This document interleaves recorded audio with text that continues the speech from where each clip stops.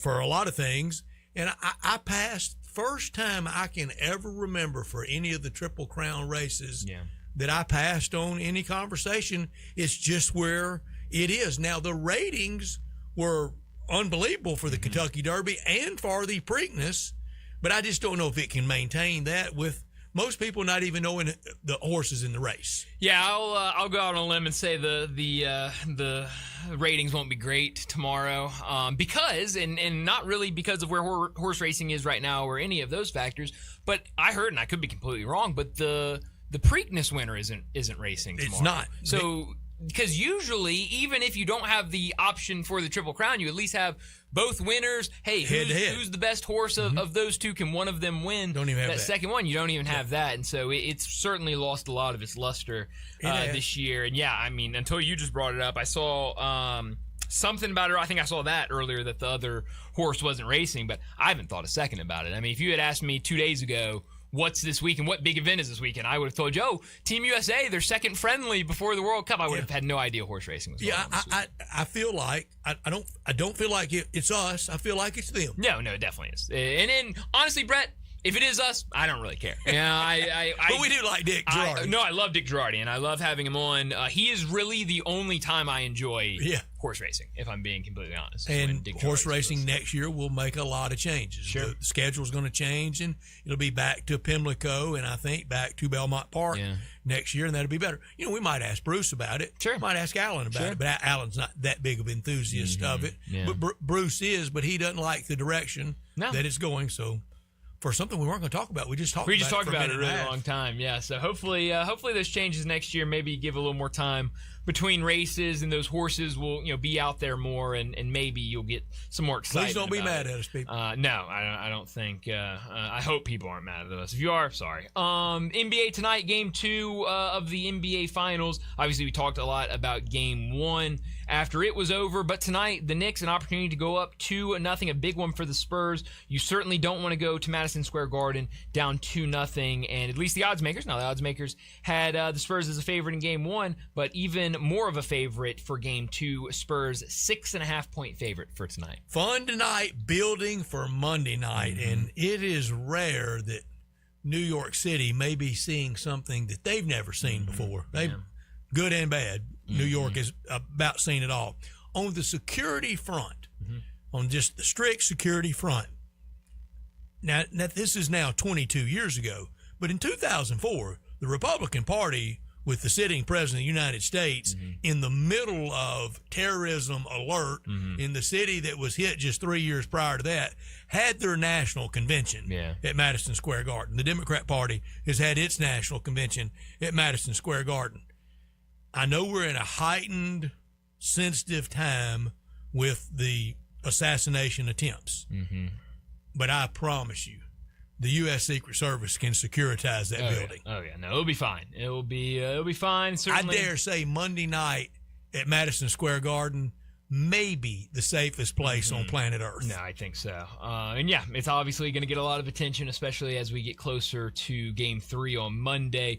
With the president going to be in attendance. But tonight, it's an important one for both teams for a lot of different reasons. It's another 7:30 tip on ABC, and we'll see just which direction this series is going in, and how weird Game 1 was, where in that third quarter, about midway through the third quarter, it looked like the Spurs were going to be able to run away with that game, and the conversation would be completely different yesterday and today. But now with the Knicks, with that comeback win, it's the complete opposite. It feels like a must-win game for the Spurs tonight, because in addition to the president being at Game 3, we know how crazy it is going to be at MSG and just in New York all next week when that series is in New York, and that will be a really tough place to play, especially, and we've talked about it a lot, and it hadn't seemed to matter much, but with how young this team is, it feels like at some point that youth in a road game is going to look around and say, wow, we're really young playing in the NBA Finals at Madison Square Garden.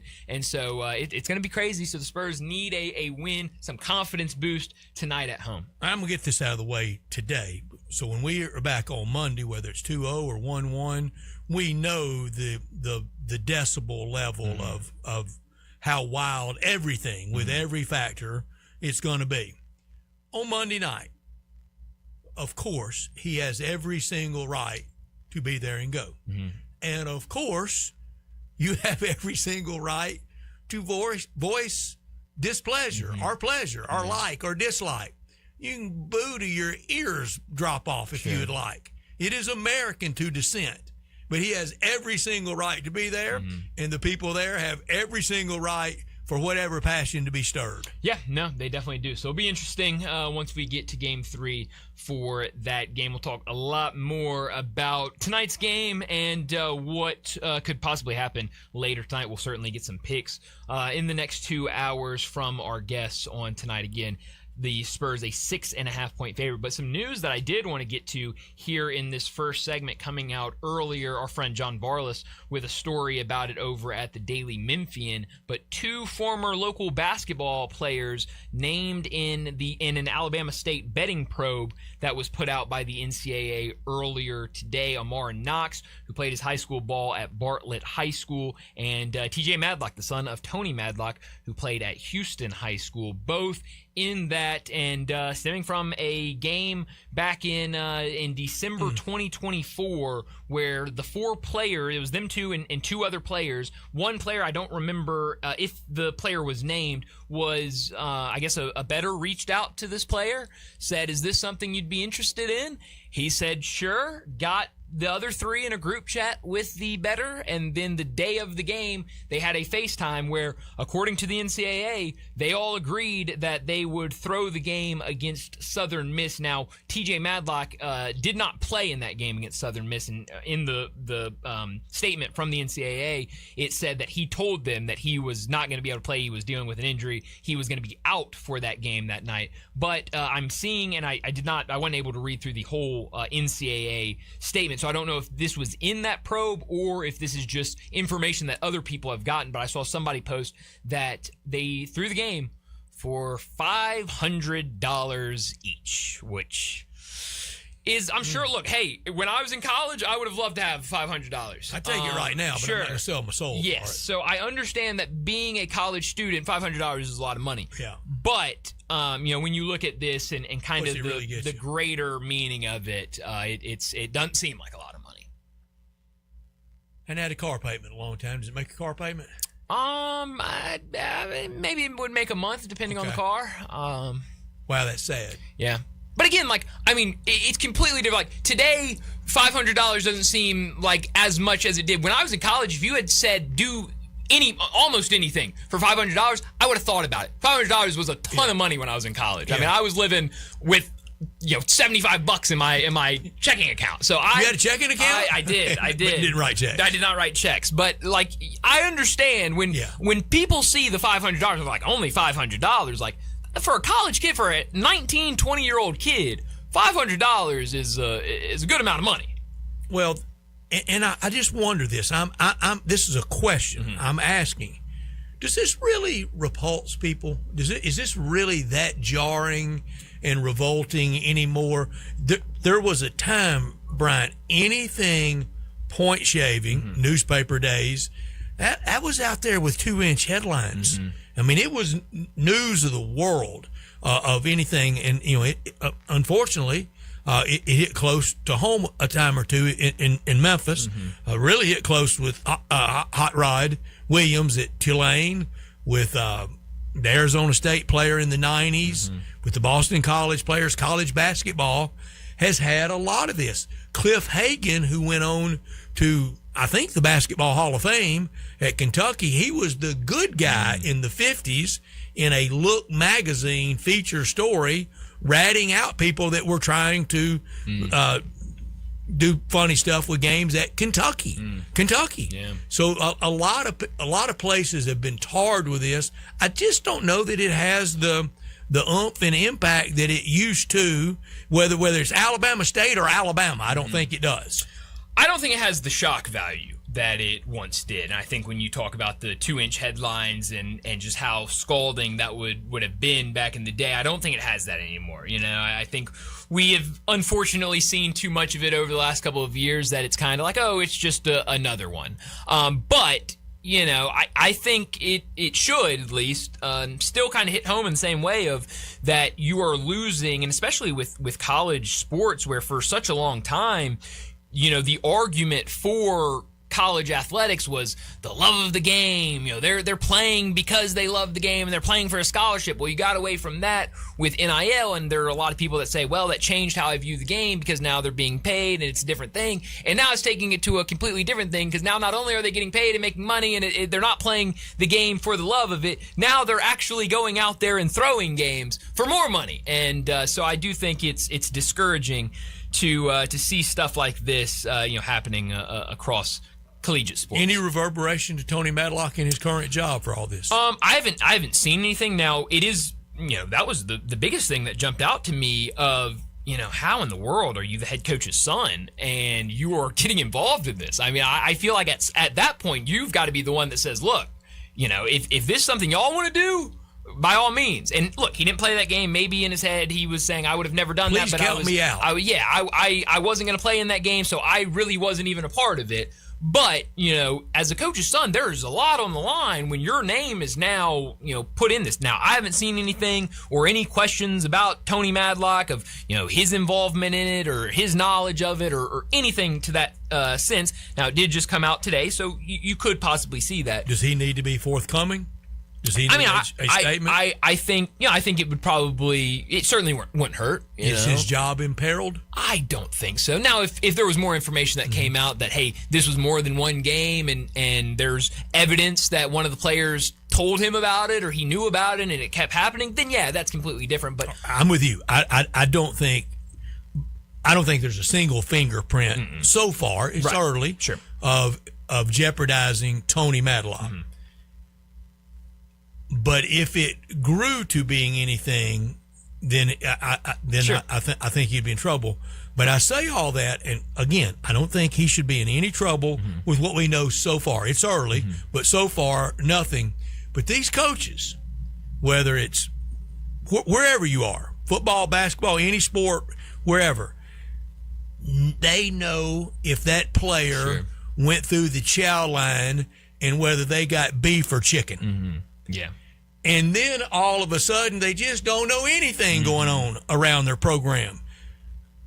And I know there's a Praetorian guard around them that they don't want a lot of stuff getting to the head coach at a lot of places, in a lot of sports and a lot of things.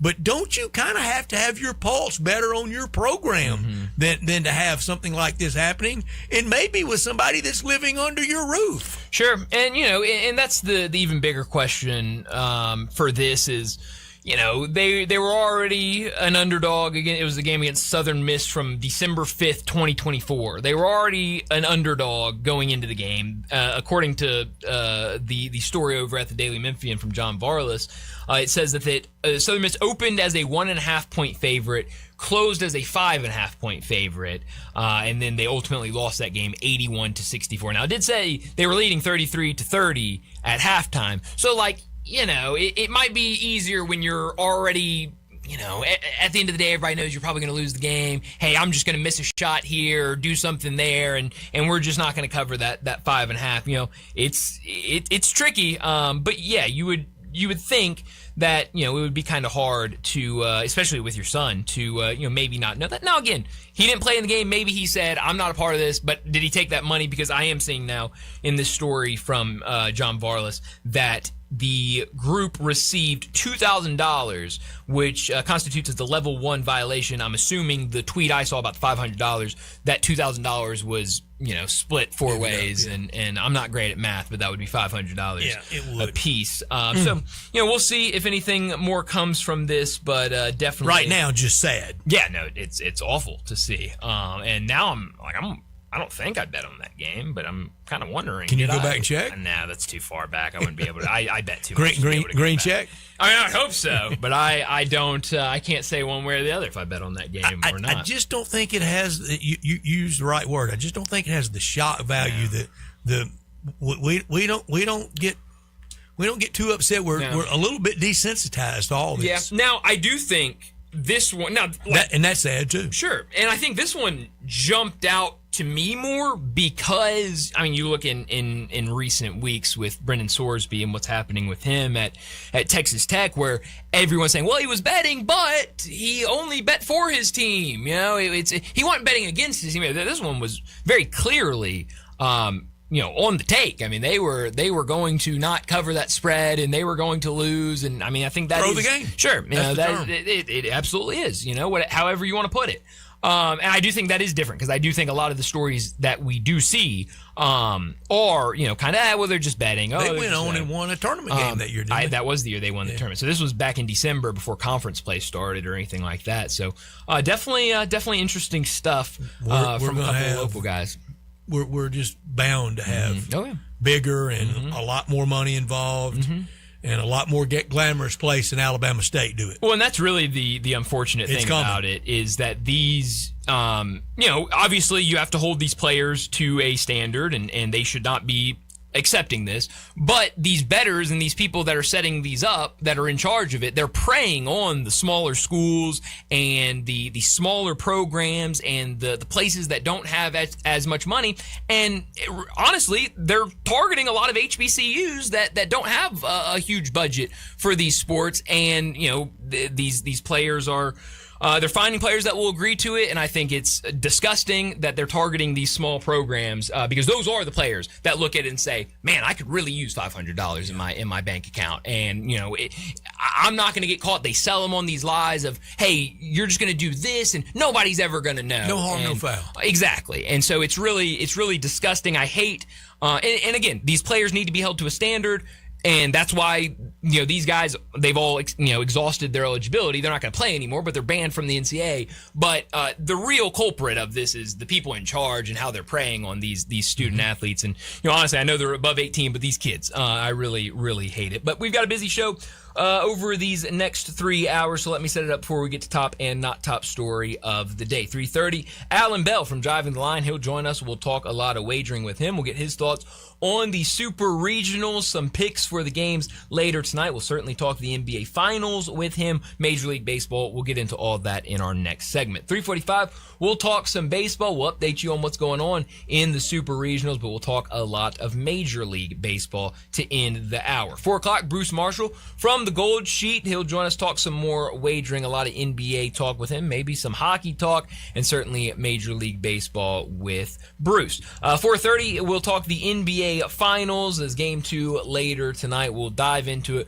what we expect to see in just a couple of hours. 4:45, big number of the day. 5 o'clock, we'll take a look at some college basketball news that has been coming out over the last couple of days. Scheduling, the SEC-ACC Challenge matchups have been released, so we'll get into a lot of college basketball talk at 5 o'clock. 5:30, we'll talk about what's trending, and at 5:45, we'll wrap up today's show like we always do with Mo's Crunch Time. Let me remind you, we're in our Family Leisure Studios where family and fun come together. Summer, it's right around the corner. It's time to get those backyards ready for the ultimate pool party. Above ground pools starting at $39.99 installed, with in-ground pools starting at $49,999. All in-stock patio furniture, it's priced to move, with 5-piece patio furniture sets starting at just $999. Outdoor sectionals starting at $12.99 with free umbrella and base available with select patio furniture sets. Don't forget about the hot tubs and the swim spas. Hot tubs starting at just $34.99 with swim spas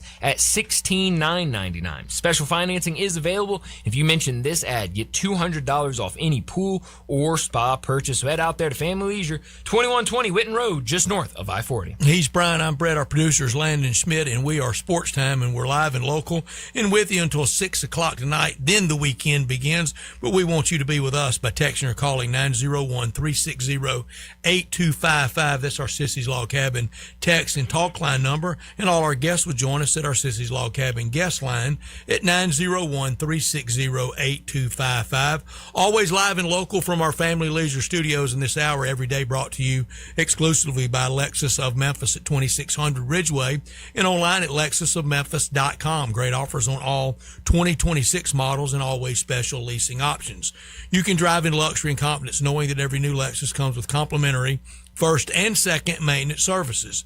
You can call them at 901-334-9673, but they invite you to stop by Lexus of Memphis at 2600 Ridgeway, the only Lexus dealership in Memphis, and that's where you can put yourself in the driver's seat of the all-new 2026 flagship LS500, and you'll be driving in style. When you purchase a Lexus, you get top-of-the-line engineering and design, and they make for the safe luxury driving experience. Online at lexusofmemphis.com. Experience amazing at Lexus of Memphis. Top story of the day. Well, my top story of the day, it is the NBA Finals. Game 2 later tonight on ABC, another 7:30 tip-off for those two. And we'll see what happens tonight. The Spurs really need a win at home. You'd hate to go to MSG with 2 losses. But it was a weird game in Game 1. Can they have a better shooting performance? Did not shoot the ball well at all in Game 1. They'll need to be better.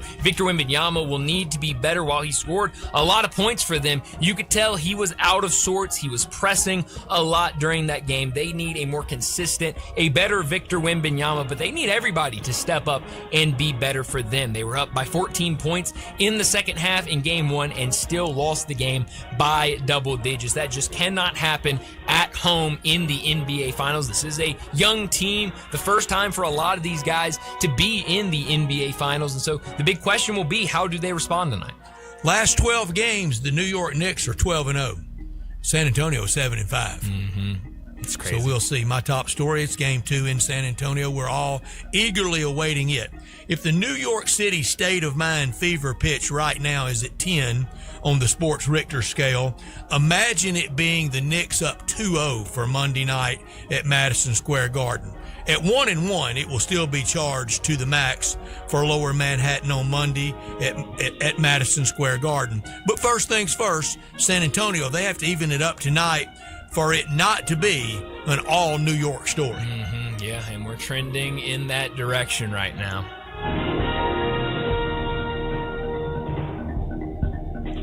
Not top story of the day. Not top story of the day. There it is. I can put on my big voice. Big voice guy trying to take Friday afternoon off? Yeah, I think so.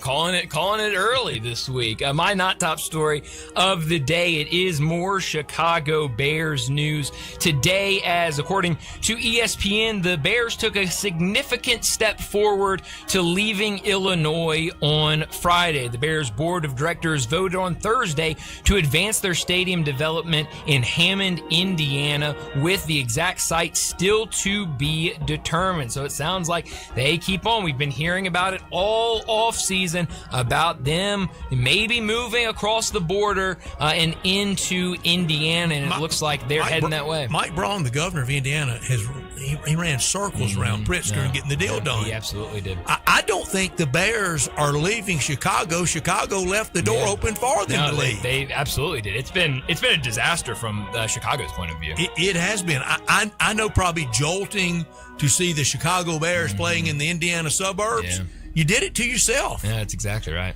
My not top story, super regionals around the country, Sweet Home, Alabama, the epicenter of college baseball. Troy, Auburn, Alabama, all hosting. But Georgia, the Georgia Bulldogs are hosting the Mississippi State Bulldogs.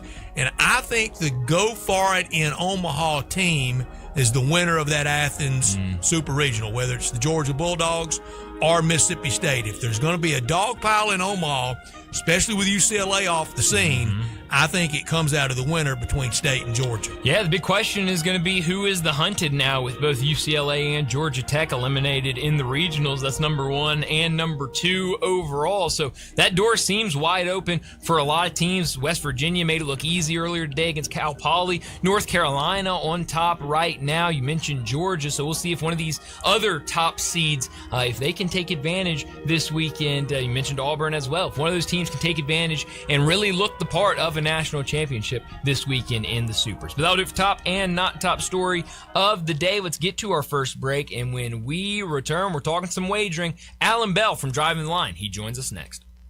Sports 56 and 98.5 FM. Available locally on your radio dial as well as around the world online at sports56whbq.com. Take us with you everywhere by downloading the Sports 56 app. And at home, just say, Alexa, play Sports 56. Wherever you are, it's easy to stay tuned to Sports 56 and 98.5 FM. Hi, this is Troy Fiveash, owner of Fiveash Roof Services. Do you know what Penny Hardaway and I have in common?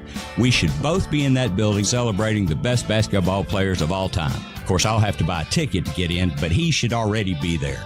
But seriously, we both surround ourselves with the best people we can find. We work hard to achieve our goals, and we are both among the best in our respective fields. At Fiveash, we can't win titles or get national awards, but what we can and do strive to do is give 100% of ourselves to give you the best product possible and one you can be proud of. So if you need a roof, siding, or gutters, give us a call at 901-367-0050, and we will do everything we can to provide you the best of everything. Fiveash Roofing. Fair, honest, and ethical. 367-0050 or memphisroofer.com. 367-0050 or memphisroofer.com.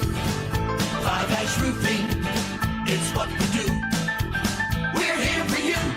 Napa Cafe celebrates 28 years in 2026. Hi, I'm Glenda Hastings, owner of Napa Cafe, and I want to thank you for making us part of your dining experiences. If you are a first-time guest or have dined with us countless times, I want to thank you for making us part of your lives. Whether you're celebrating with the crowd or planning a cozy date night on the town, Napa Cafe can provide you an extraordinary evening. We have 5 dining rooms, including our private wine cellar, our Jan's room for 2 guests, and the Eleanor room for parties up to 60. Sit back, relax, and celebrate. Leave the cooking to us. Come see me at Napa Cafe, 5101 Sanderlin Avenue. We're open Wednesday through Saturday for dinner starting at 5 o'clock. We also offer curbside pickup from our full menu.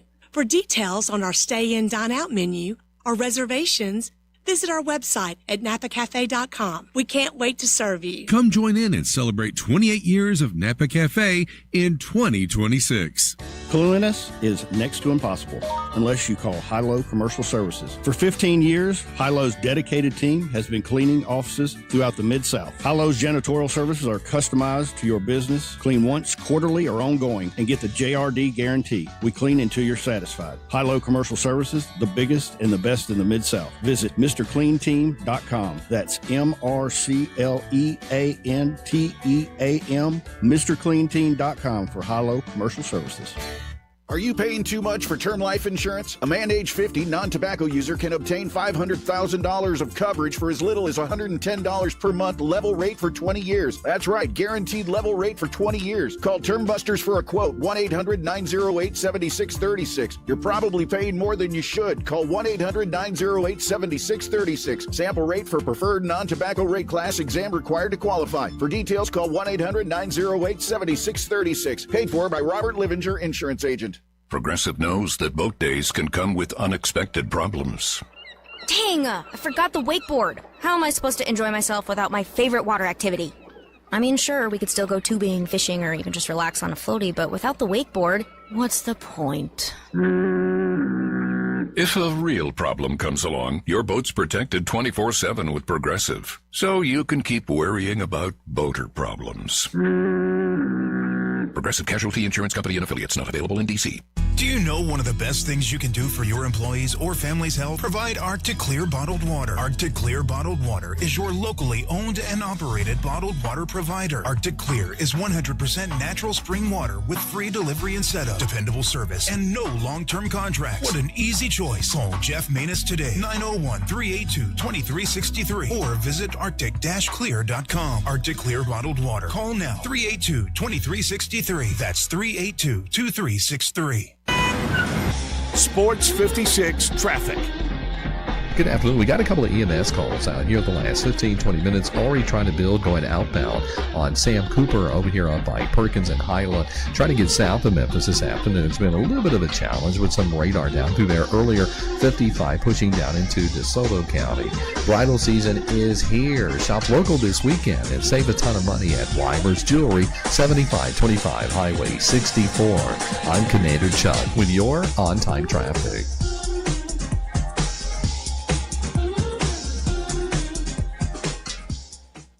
Now back to Sports Time on Sports 56 and 98.5 FM. This hour is brought to you by Lexus of Memphis. Here are your hosts, Brett Stats Norsworthy and Bryant Dacus.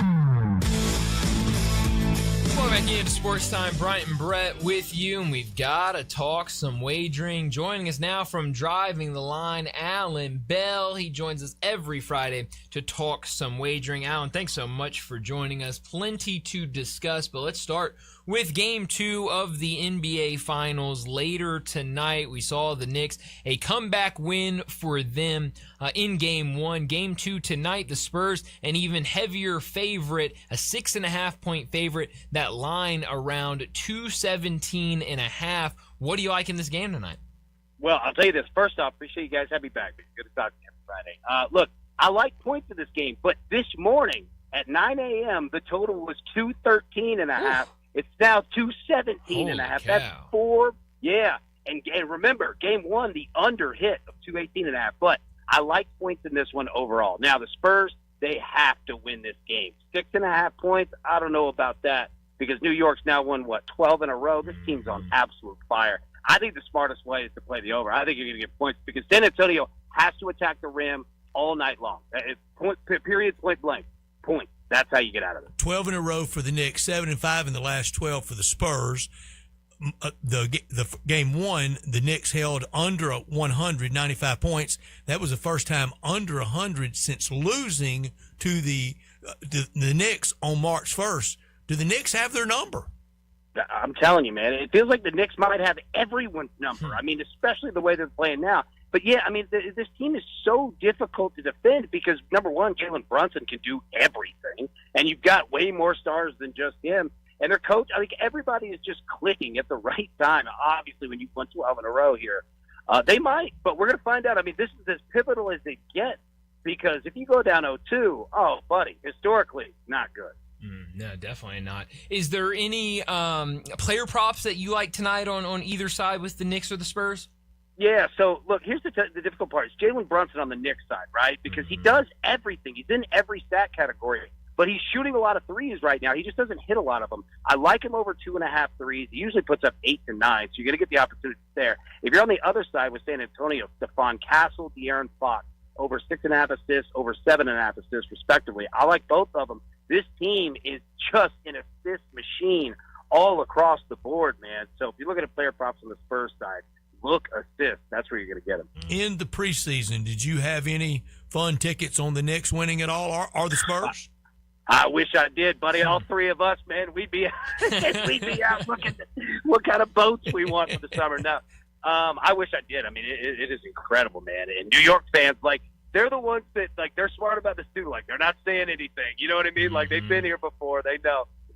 I had the Knicks winning the East in the preseason, but I had Denver beating them in the final, so nothing there. But we're only 3 away. Winning the East? Yeah. I did. We did our picks. I had Knicks coming out of the East. That's a great job, man. Yeah. That's incredible. Great job. Yeah. But I think I had the Detroit Lions winning the Super Bowl, so much for that. I mean, what's that, Brett? I mean, you take your win. You don't need to point out where you missed. I mean, you say you picked all of them right. Yeah. You picked all the champions across all sports and take the win. Alan, we've got parlayed them. That's exactly right. Yeah, parlayed all the sports winners. That's for sure. We got the Super Regionals on in here. USC and North Carolina on right now. We saw West Virginia earlier pretty easily against Cal Poly. What do you make of this series right here, North Carolina and USC? I know we talked about the Trojans last week, about maybe that sneaky team, not the favorite in College Station, but could get out of there. That's exactly what they did. And now North Carolina looking as maybe one of the go-for-it teams after UCLA and Georgia Tech eliminated last week. You just nailed it right there. UCLA and Georgia Tech gone. North Carolina is your best team in the country in going off of the rankings, et cetera, all that, right?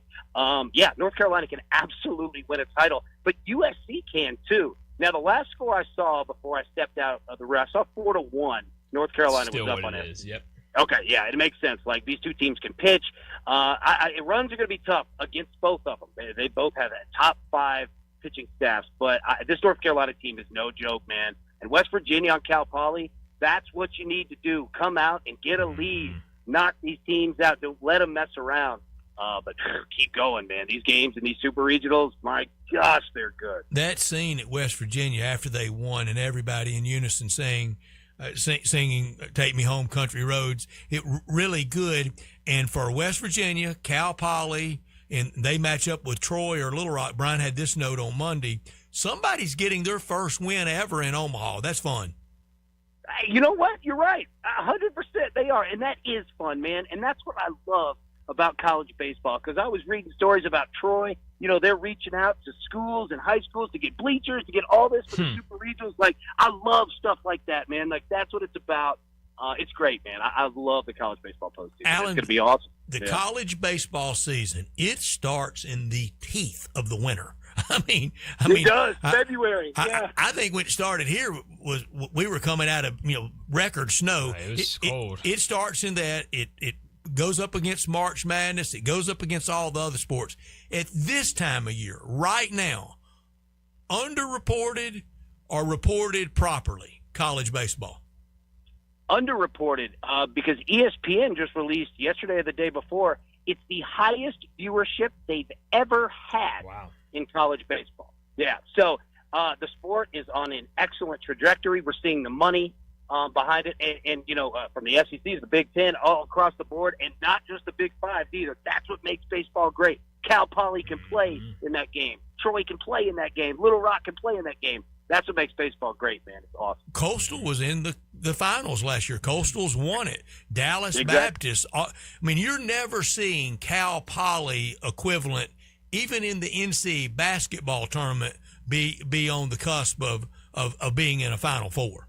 Oh, yeah. And look, the greatest marketing job that the NCAA tournament basketball ever did was, the thought of everybody has a chance, and they do. But it's always blue bloods in the Final Four. You know what I mean? Always. So, yeah, college baseball, it's open. Yeah. Yeah, no doubt about it. 2 more games today. I do want to talk about the other series that gets started tomorrow. But anything you like in this Little Rock Troy game or Ole Miss Auburn later tonight?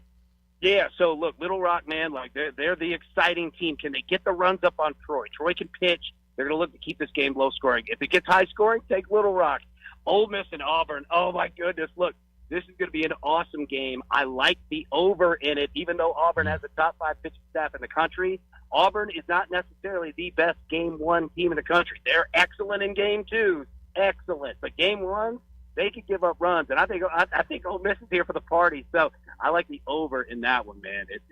I love baseball. It's great. Yeah. These games are going to be good. No, it is really, really good. Tomorrow morning, bright and early, Mississippi State and Georgia gets us started at 10 a.m. on ESPN. What do you think of that matchup, and who do you like tomorrow morning? Yeah, another SEC on SEC matchup, right? Look, gosh, Mississippi State can win a national championship. Georgia can win a national championship. I'm going to roll with Georgia here. I think you're going to get a game that's probably going to be low scoring. Mississippi State definitely going to look on the road to handle their business from the pitching mound, try to keep runs low. Georgia, top 1 of 1 home run hitting team in the country this year, but they've been winning tight games. That's what's dangerous about them. So I like Georgia here. I think get the money line minus 130. You don't have to pair it with anything. Georgia straight up. In that bandbox of that ballpark in Athens, what about over and unders? Yeah, overs, man. That's a short porch. It's a lot like Knoxville. You're looking at seriously, they're high school fields, on the sides that are longer. So it's built for that. Yeah, good call on that. These home fields, they're not built the same. They're all built differently. And Georgia's is definitely open to home runs for sure. It definitely is. A couple of these other series that get started tomorrow, Oklahoma, Kansas. A couple years ago, this would be a conference matchup. Now, not so much. Right now, Kansas, a favorite at home, about minus 160 on the money line. What do you like in that series? Yeah, Kansas has been maybe the most efficient baseball team that we've seen over the last month and a half. Seriously, they have been on fire. This team can hit, this team can pitch, and they do not beat themselves. But what do? Oklahoma just took Georgia Tech out, who I thought was the best team in the country. You know what I mean? So I don't know if Oklahoma can do it twice. But this Kansas team is no joke. So I'm on them to win the Super Regional. I'm on them to win each game. I'm not saying they're going to sweep, but I think Oklahoma's going to have big problems there.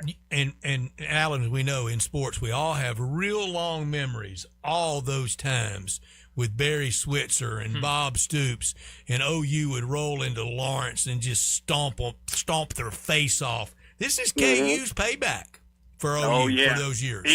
It is. And you know what? I like that we've got like SEC on SEC. We've got old Big 12 or Big 12. It's regional. Yeah, I like that, old man. Big 12? Heck, we got old Big 8. We do.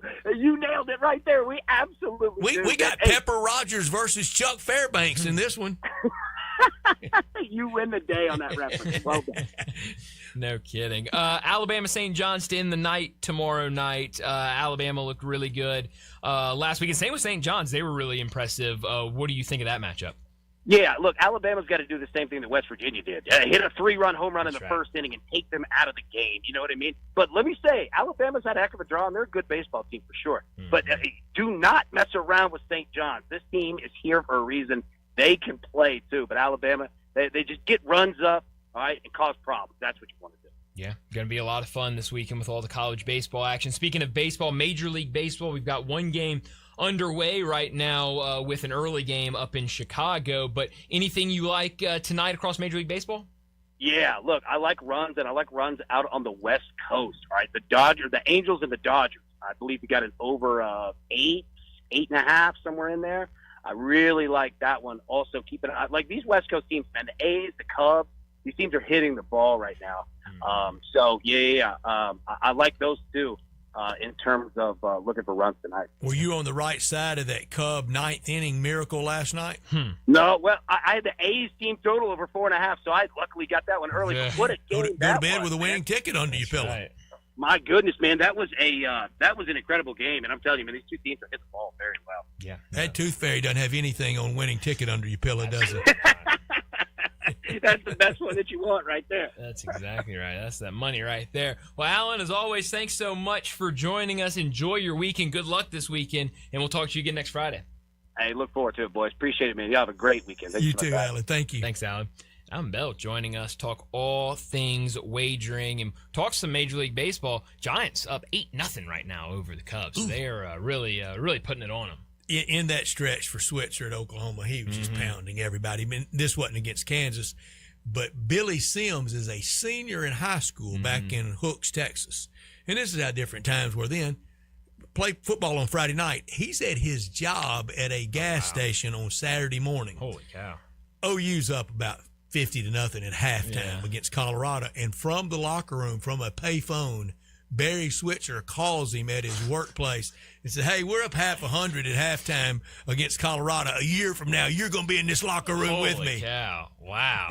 That is that's insane. But hey, I guess do whatever you gotta do. Yeah. It's recruiting never stops. And it never stops. You gotta be creative with it, and he certainly was creative with it. But no, it's gonna be a lot of fun. I know we've talked a lot so far today about the game 2 tonight of the NBA Finals, but all the baseball action today will go into tomorrow. Really all day. I didn't even know that first game started at 10 a.m. tomorrow morning. So from 10 a.m. the last game starts at 8 o'clock at night. So I mean, you've got a whole day of college baseball. That's breakfast with Neil Price and Jeff Dantzler bright and early tomorrow morning. That's exactly right. So you get it all day tomorrow. And just a quick reminder, tonight we'll have Ole Miss and Auburn. That game scheduled for a 7 p.m. start. We'll have the pregame at 6:30, so you can listen to it right here on Sports 56. And then tomorrow we'll have game 2 of that series at 3:30 again with that pregame. If there's a game 3 on Sunday, we will also carry that as well. But let's go ahead and get to another break. When we return, we'll keep talking some baseball. We'll update you on what's happening in the Super Regionals and talk some Major League Baseball. We'll do that next on Sportstime. You have opinions? I think it's over. Of course you do. I don't think it's that simple. Everyone does. I got all the answers. Hit us up on the Sissy's Log Cabin listener line at 360-8255.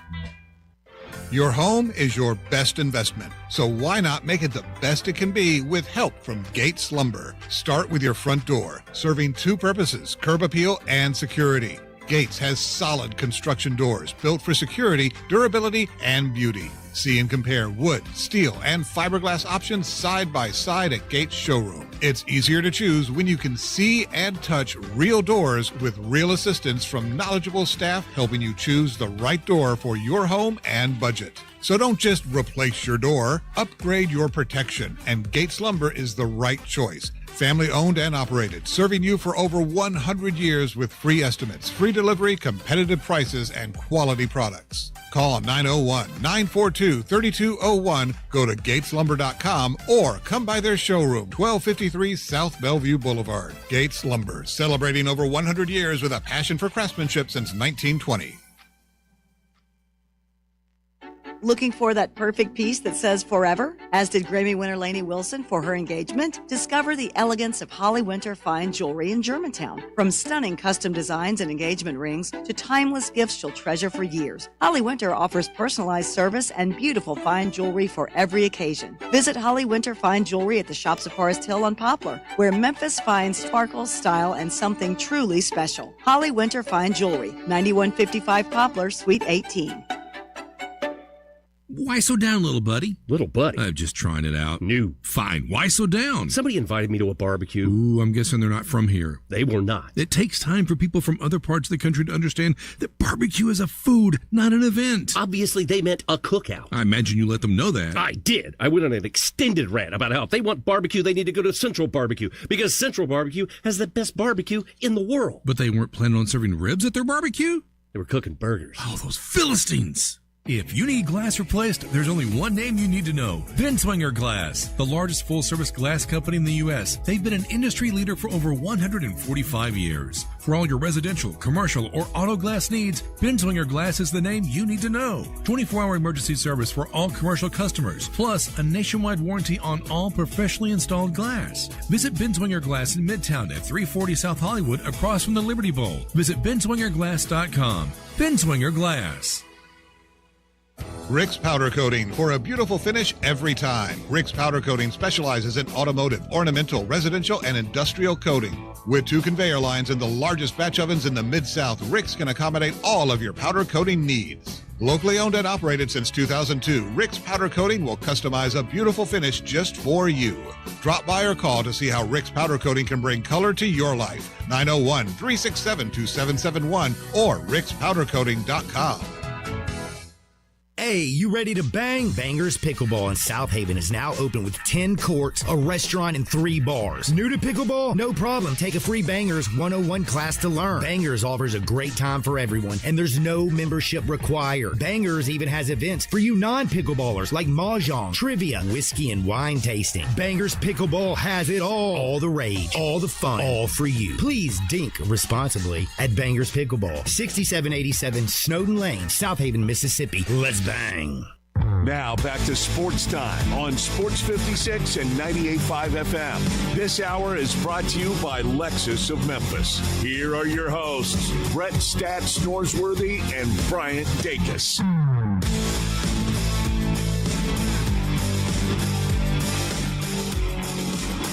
We're back in Sports Time. Bryant and Brett with you. Got to talk some baseball. We'll talk some Major League Baseball here in a second. But the Super Regionals, they started earlier today. West Virginia all over Cal Poly, 12-2.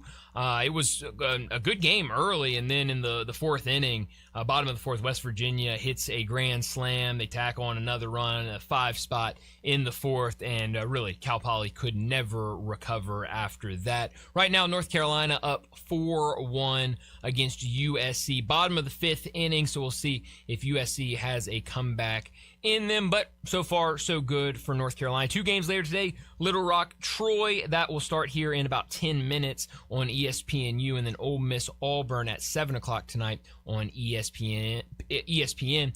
Tomorrow, we mentioned it with Allen. You got the first game starting at 10 a.m. with Mississippi State and Georgia, and then last game starting at 8 o'clock with St. John's and Alabama. All throughout the day, games between those 2 times. So if you're in on the college baseball, if you want to watch a lot of the Super Regionals, you're going to get it tomorrow. West Virginia, 2 cracks at winning one more game to go to their first College World Series in Omaha, and they will get the winner of Little Rock, Troy. Yeah. Neither of those teams have ever been to Omaha.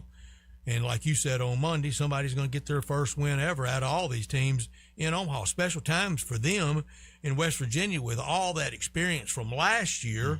It looks like it's really paying off this year, and they're very committed to baseball. Yeah, they are. And you mentioned it with Allen, those scenes from last week in the regionals, you can tell they love it, and they're loving what their team's doing right now. And so nice to see them with a really easy win earlier today. And like you said, now it will make it pretty easy over these next 2 days. Just got to win one. We'll see if Cal Poly can respond. Obviously, tough for them. You're traveling across the country against this West Virginia team that got 2 pretty emotional wins last weekend to make it out of the regional. So they were all fired up already. Then you throw in the travel and everything else. West Virginia just picked up where they left off last weekend. Kentucky's got to be sick.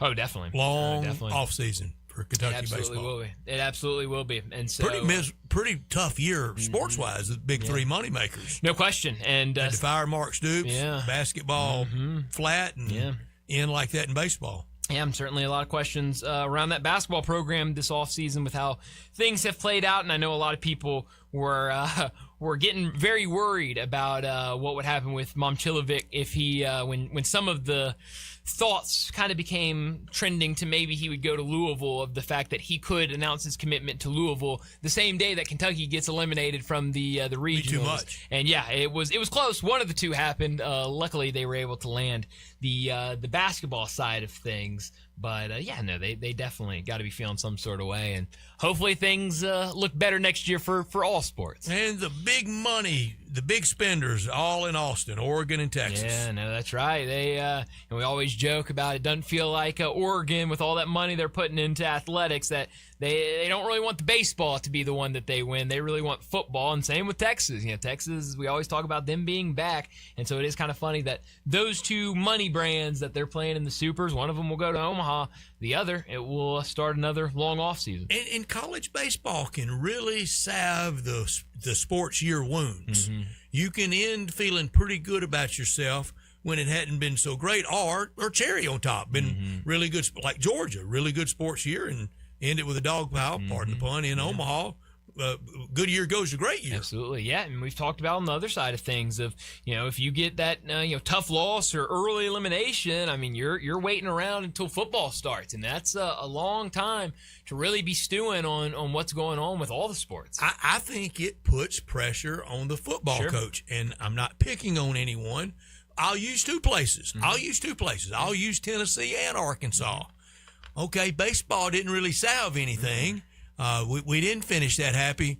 Heupel, Silverfield, you better go win something. Yeah. Your summer vacation just ended because baseball ended bad. It's helping some think about it. No, definitely. And we've talked about it, where if you're one of these teams that, and you just used two that, have been to Omaha in recent years, and, if you go out there, if you win it, well, hey, that celebration, that win in June turns into celebration through July, and next time you really look up and start focusing on football, it's August. Man, football's right around the corner, where now, both those places, after being eliminated in the regionals, now we're sitting here in the start of June going, all right, it's football time. Well, what's going on with the football program? And so those eyes get on those programs a lot earlier than you probably really want them to. And it can continue the good times.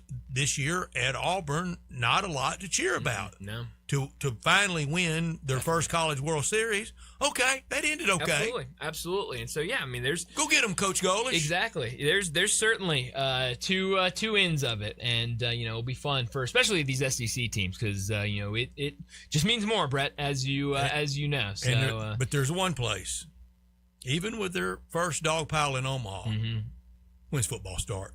That's Alabama. No doubt about it. No doubt about it. I mean, all eyes are always on That's that. That's great. Football Glad program. We won. When's football start? That football program tops anything and everything that could be happening with any of the other sports, or probably anything happening in the state of Alabama as a whole. So, yes, they wouldn't it be funny if Patino showed take that little guy in Memphis? That's right. Yeah. Not only did I go to baseball, I went to Tuscaloosa. No chance. No chance at all. But hey, I would love it if he was out there supporting his school. But yeah, no. Can you imagine St. John's home baseball stadium and some of the weather you play in that. Well, yeah, no, it's a good point, and it's one of my favorite things, kind of seeing some of those schools in February. And I mean, they go on the long road trip. I mean, they go Take down it west. Yep, they go down to they'll go kind of down North Carolina, Florida, then they'll kind of come back up. They might stop here in Memphis, then they might go out to Texas, and then kind of start slowly making their way back up to the Northeast, because it is not baseball season quite yet when the season starts for a lot of those schools up there. Yeah, I mean it goes from both extremes, really, really cold to hot, really on hot, college baseball. No, you're exactly right. So we skip spring. You do. You get all the weather in there for sure. Over in Major League Baseball, one game going on right now. We already mentioned it. Giants up 8-0 over the Cubs in the 5th inning. A lot of really good series this weekend, including Red Sox and Yankees that will get started later tonight. Pirates Braves at home. We mentioned Reds Cardinals as well. So some really interesting baseball later tonight. I gave out bad information early in the week. Did you? There's a cut at Jack is there? Nicklaus's tournament. Oh, wow. Yeah. How about that? And my shock has been cut. Jason Day's on the way home. Oh my gosh! Wow, I did not. I was not. Ben expecting Griffin that. on the way home. Wow. Alex Smalley on the way home. On the way to the driving range. Why? Really? To practice before he goes home. Oh, I thought you were saying he was getting ready for another round. Plus 15. Oh, man. Oh, that's too bad. Too bad for Smalley.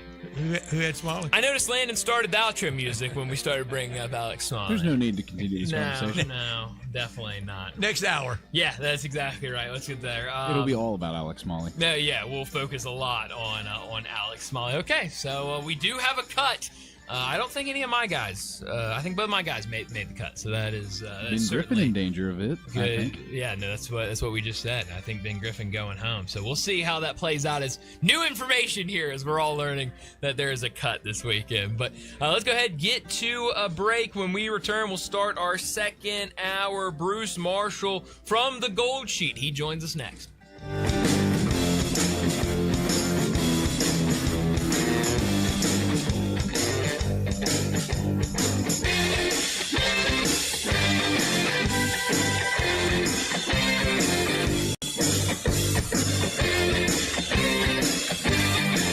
Tito's Handmade Vodka is America's favorite vodka for a reason. From the first legal distillery in Texas, Tito's is 6 times distilled till it's just right and naturally gluten-free, making it a high-quality spirit that mixes with just about anything. From the smoothest martinis to the best Bloody Marys, Tito's is known for giving back, teaming up with nonprofits to serve its communities and do good for dogs. Make your next cocktail with Tito's. Distilled and bottled by 5th Generation Incorporated, Austin, Texas. 40% alcohol by volume. Savor responsibly.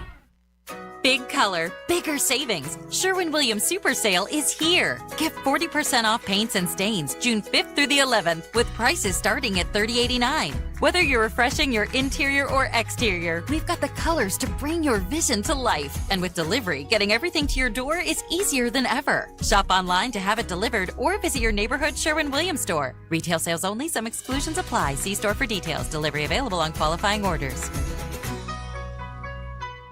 A long life is wonderful, but it comes with changes as you age. So when you're ready to change your home, Town Village Audubon Park is the perfect choice. Incredible location, amazing amenities, including a pool, all-inclusive dining, and on-site medical care so you can age in place. Monthly rental with no buy-in lets you make current choices. Apartments include full kitchen, washer and dryer, bi-weekly housekeeping, and all basic utilities. Landscape courtyards make it easy to get sunshine and fresh air. Gated parking keeps you ready to go. And the Town Village Dog Park keeps your fur baby close by your side. Hi, I'm Max. My wife Jean and I moved into Town Village Audubon Park 18 months ago. It's the best decision we ever made. We have made friends here and take part in lots of social activities. It's a comfortable life. So if you're thinking of making a change, come see me and Town Village Audubon Park. I think you'll like it as much as we do, and look, new friends. Rebel Nation, get the latest on everything Ole Miss sports with the Cannon Motors of Mississippi Rebel Yell Hotline. Join Rebel insiders Chuck Rounsville, Yancey Porter, and Gary Darby Monday nights at 6 as they break down the latest with the Rebels, along with even more insight from special guests. Rebel Yell Hotline, Mondays at 6 p.m. on WHBQ. Stay up to date with everything going on in Ole Miss athletics with Rebel Yell Hotline every Monday night from 6 to 7 on Sports 56 and 98.5 FM. Saturday morning at 10 o'clock, come hang out on the back porch. An hour full of the hottest topics and important people around the SEC and only the SEC. The Back Porch, Saturday morning at 10 right here on Sports 56 and 98.5 FM. Sports 56 traffic. Good afternoon. A couple of accidents getting some attention out here. It's just busy, we would expect, especially in Midtown right now. I-40 over here up by Chelsea. Expect that to get a little bit heavier southbound on 240 at South Parkway. Again, that normal stuff trying to get out of Midtown. It's heavier than it was 15, 20 minutes ago. As you come off 240 onto Bill Morris Parkway, headed out towards Collierville. Don't let a slipping transmission make things worse on your car, truck, having transmission problems. It's okay. Let them check it out at Amco Transmissions, 2 locations right here in Memphis. I'm Commander Chuck. You're on time traffic.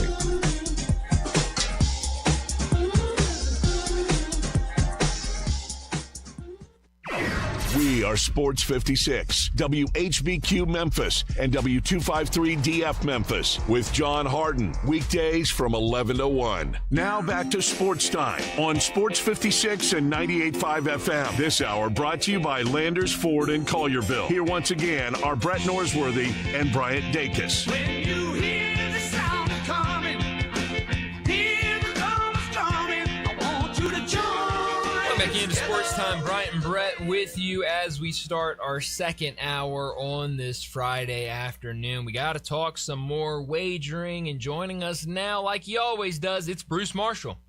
Joining the guys every Friday is college football historian and Vegas legend Bruce Marshall from Vegas Insiders, CBS Sports, and his own website, bamsports.net. With over 30 years on Memphis radio, with handicapping and sports talk, here's Bruce Marshall with Bryant and Brett.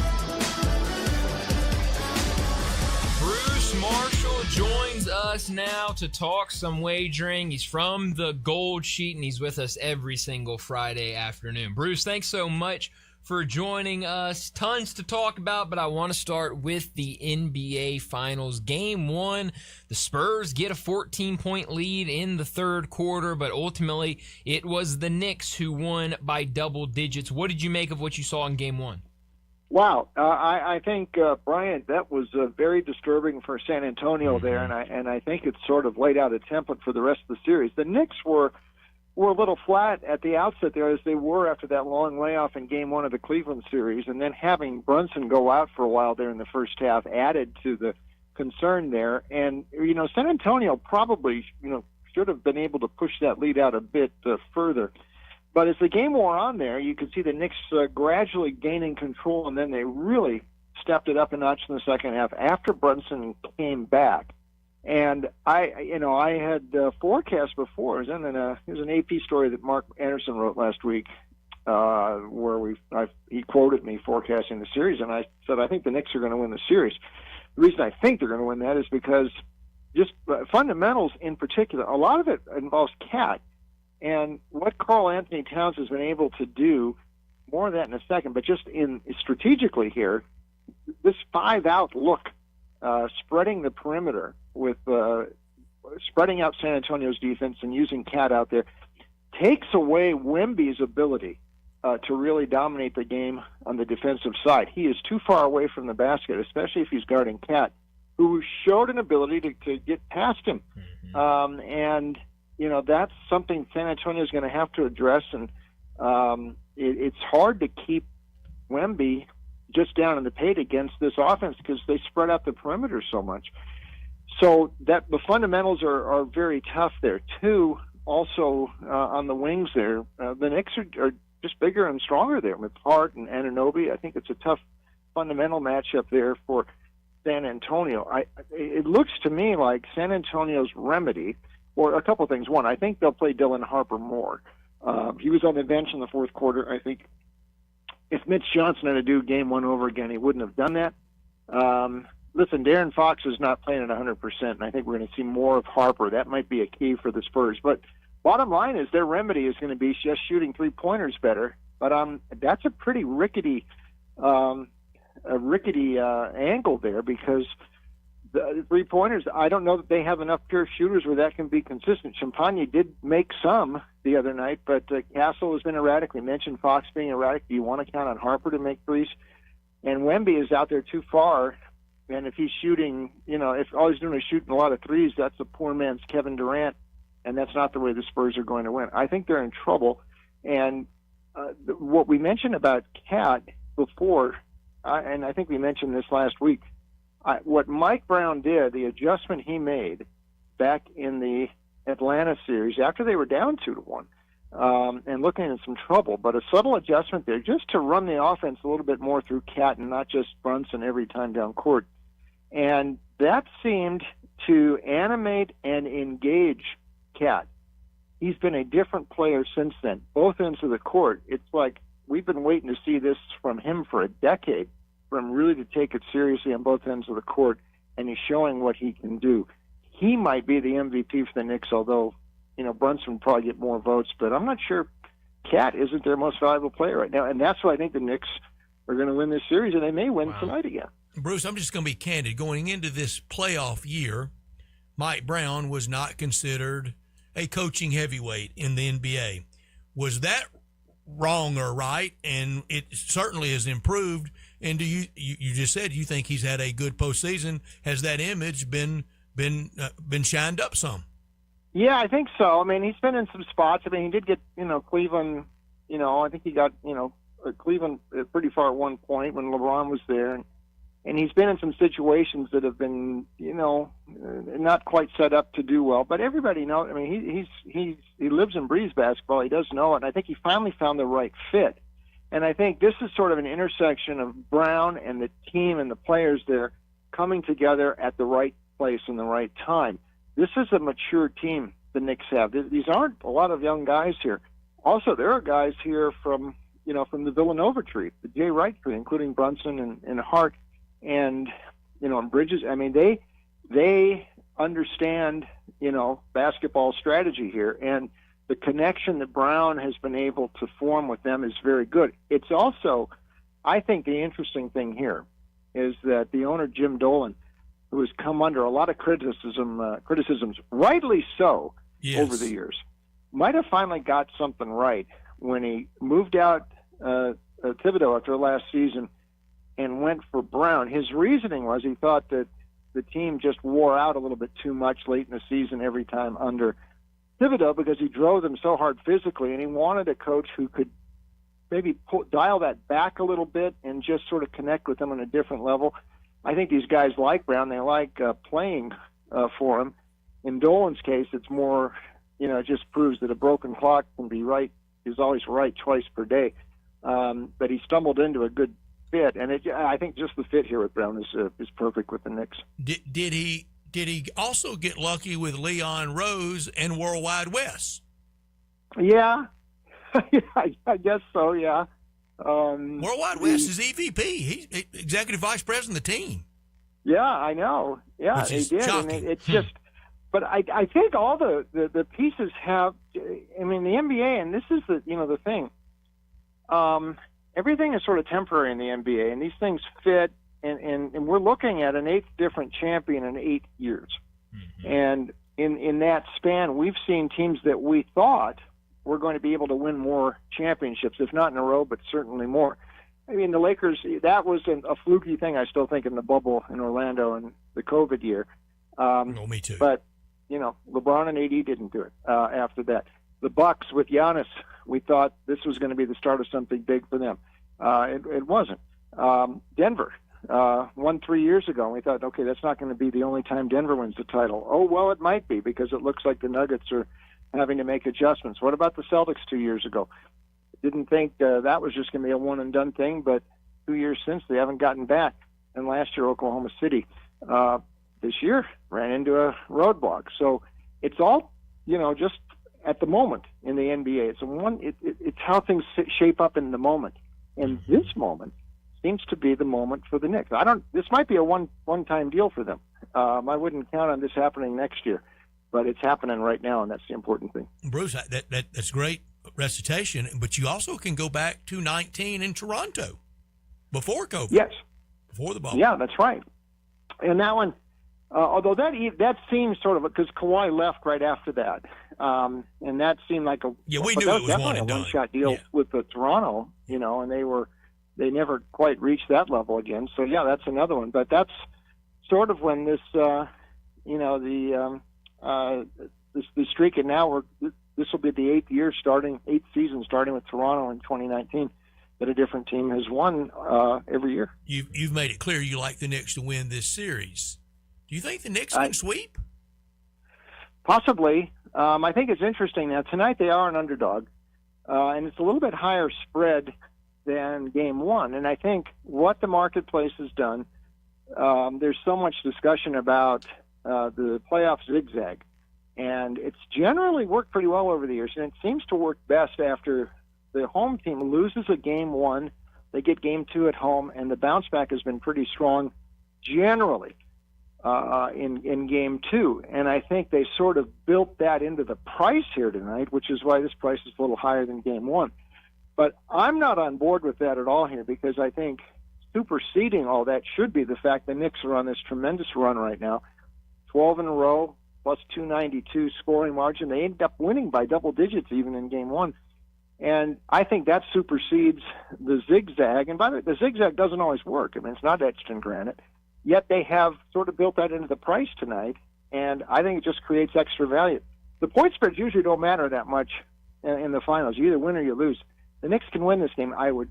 So you could play this on the money line, too. I wouldn't argue with that. But to be safe, yeah, go ahead and take the 6. I think that's a good spot, and I think the Knicks can win. Any thoughts on the total or player props tonight? Well, the total, it looks like it's climbed up a little bit. I mean, it dropped about 214.5 from about 218.5 in the Game 1. And now I saw it today is bet up like on 216 a bit. The Knicks have been playing, the score lines have dropped a little bit. They've allowed under 100 in 3 of their last 4.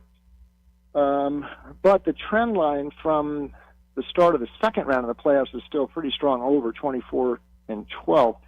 I expect both teams to shoot a little better than they did in Game 1 when the Spurs only 36%, 11 of 43 beyond the arc, and the Knicks were only 41% themselves, although they started to hit better in the second half.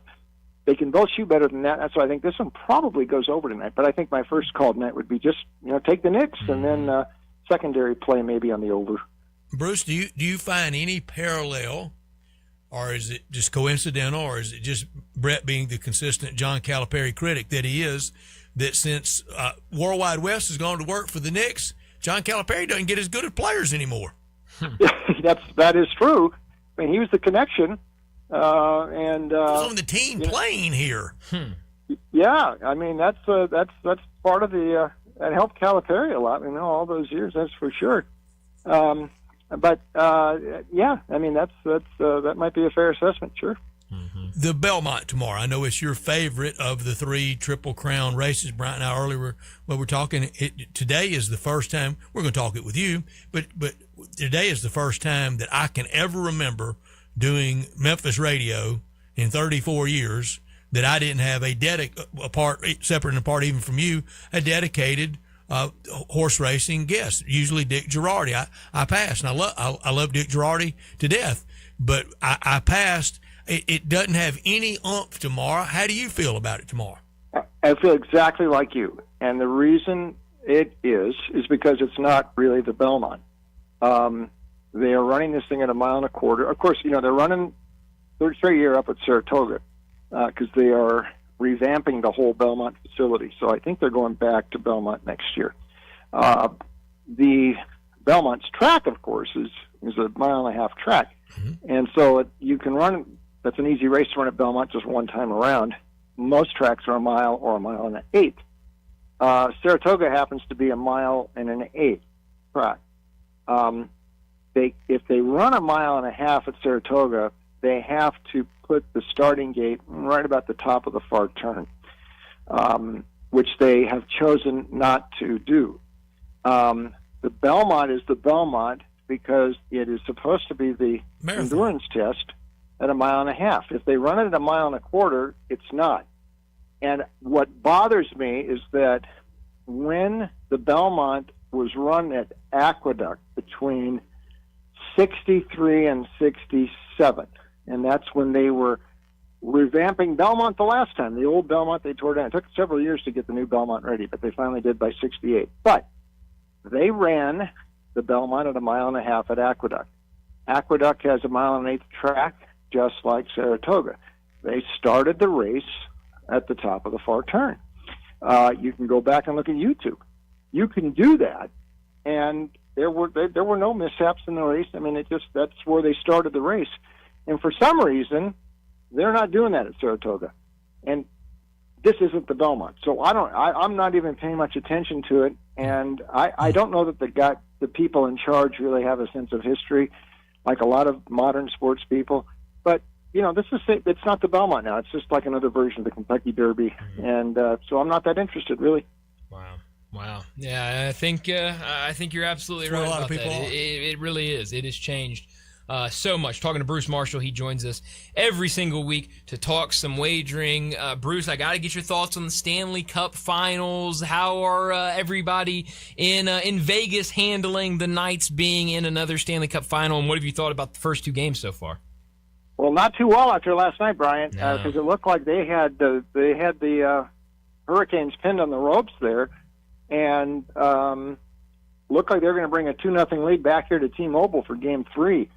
But even Carolina, that incredible push there to get ahead 3-2, and then Mark Stone ties it up about a minute left, and when Golden Knights pulled the goalie. And then Carolina, though, wins in overtime. I have a feeling that the whole momentum of this series changed last night because Carolina found a way to get back into this thing. They showed me an awful lot there coming back. The question I have right now about Vegas, and I think we mentioned this last week, John Tortorella, he came in right at the end of the regular season, and they've done very well since he came in. And he's nuts. But he's not signed beyond the playoffs. And I don't think they're even thinking about him for next year. This is really odd. He's the mercenary's mercenary.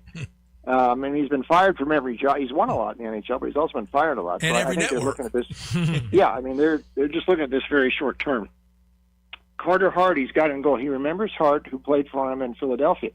And he's been sticking with him the whole playoffs. I've always thought that's a little risky because he's riding Hart very hard. Hart only played 18 games in the regular season. He hadn't played an NHL game in 2 years before that, and that was the stuff that went on off, with Canada was that issue there. They finally got that resolved. But especially, I thought he's looking a little tired here. I mean, Carolina scored 4 in the first game, and last night, those were some shots that he would have normally been saving that he wasn't in the third period. I think he's wearing down a little bit. And I think Carolina's ability on the penalty kill to be so good and to sort of protect Frederik Andersen a little bit more. Vegas is good enough they can still create scoring chances with all their weapons. But I wonder if Carter Hart's tiring out here. And Tortorella's riding him, but he may just be riding him into the ground. I think that series, the momentum switched last night. I think Carolina's got the edge. And the home ice, road teams win in the Stanley Cup playoffs. And Carolina has proven, it can do that. So I think they can win on the road, and that's what they've been doing all through the playoffs. So I think they're back in charge, I think. Bruce, we're going to go the very rare Memphis Sports Talk Radio trifecta of horse racing to hockey to the World Cup starting on Thursday. Yeah. What are some of your predictions and your thoughts about, I think it's safe to say, your favorite sport? Yeah, and it's fun. I'm actually doing some videos for Wager Talk now, so putting those up there as well at wagertalk.com. The U.S., I am not overly optimistic. I don't like the appointment of Pochettino as the manager. I think this was a vanity hire. I think this team is too easy to play through from what I've seen. mostly those games a couple months ago against Belgium and Portugal. And I know U.S. didn't have its full team there, but neither did Belgium and Portugal. But they were just walking right through the U.S. defense, as Senegal did last Sunday in Charlotte, too. And when U.S. actually had its best World Cup showing in my lifetime was in 2002 at Bruce Arena. It's very hard to play through. Defense first, played on the counter. This team's trying to be too prosaic, and that's Pochettino's style. And frankly, I think he has coached a lot of teams with great players, and the only things he ever won were titles in France with PSG when they were way the best team, and he had all sorts of weaponry there. He doesn't have better weaponry here. He's trying to play like Spain or France. U.S. might get to the round of 16. That's about it. Injuries are going to be very important in this World Cup. How healthy is Lionel Messi going to be for Argentina? He suffered a leg injury recently in MLS. How healthy is Lamine Yamal going to be for Spain? He missed the last month and a half with his hamstring strain at Barcelona. Did not play in their friendly game yesterday against Iran. Supposedly going to be ready for the World Cup, but I think you'll see some of these guys, the managers, really take it easy with players like Messi and Yamal at the start. I think this is a long tournament, and they think they're going to be able to get through the first round anyway, so it's interesting. Spain is the team to beat if Yamal and Nico Williams are both 100%, though that's a question, because neither of them, Williams had a lot of injuries at Bilbao this year, and Rodri in the middle of the field. He's bad at injury, played 2 years at Man City. They're the best team if all players, all cylinders are firing, but that's the mystery of this tournament. They've got some injuries, and it's a long tournament. You could have more injuries pop up. Depth is going to be important, so we'll see how that goes. The finals will be Sunday, July 19th at MetLife in New Jersey, right outside New York City. You and I will be at SEC Media Days that Sunday. On Monday of SEC Media Days for the entire World Cup run. I'm not talking security. We sure want it to be safe. How do you think it will be deemed? United States success, hosting, nailed it, or will it be abject disaster reviews? I think they'll nail it just because the soccer will be good enough, and that's what people will be looking at, although I don't like all these afternoon starts and playing in the hot. I'd rather have these games played at night, and only a handful of them are going to be played at night. I think what's been baked in, that sort of was baked in. The soccer is going to be good. The peripheral stuff I'm not wild about, but I think in the long term, the costs and things, I know you got a ticket for Ecuador and Curacao, but you probably got one of the best games to get a ticket for in the whole tournament. It's very expensive, and it's not just the tickets, it's the transport in places like Boston and New York, and then the parking. I mean, they're gouging. And but I think eventually that will be forgotten unless there's some really bad thing that happens, and I don't anticipate that. They'll remember the soccer, and they'll remember the team that wins. And eventually that's what this World Cup will be judged by, and I think it's probably going to be pretty good. Yeah, I think it will too. I'm very excited for it. Before we let you go, Bruce, anything you like tonight in Major League Baseball? Yeah, I might. We're doing the Freeway Series again at Dodger Stadium. Poor and Angels. The Dodgers. Yeah, I mean, you wonder if the Angels won't even show up. I mean, they got outscored 31-3 a few weeks ago across that 3-game series against the Dodgers.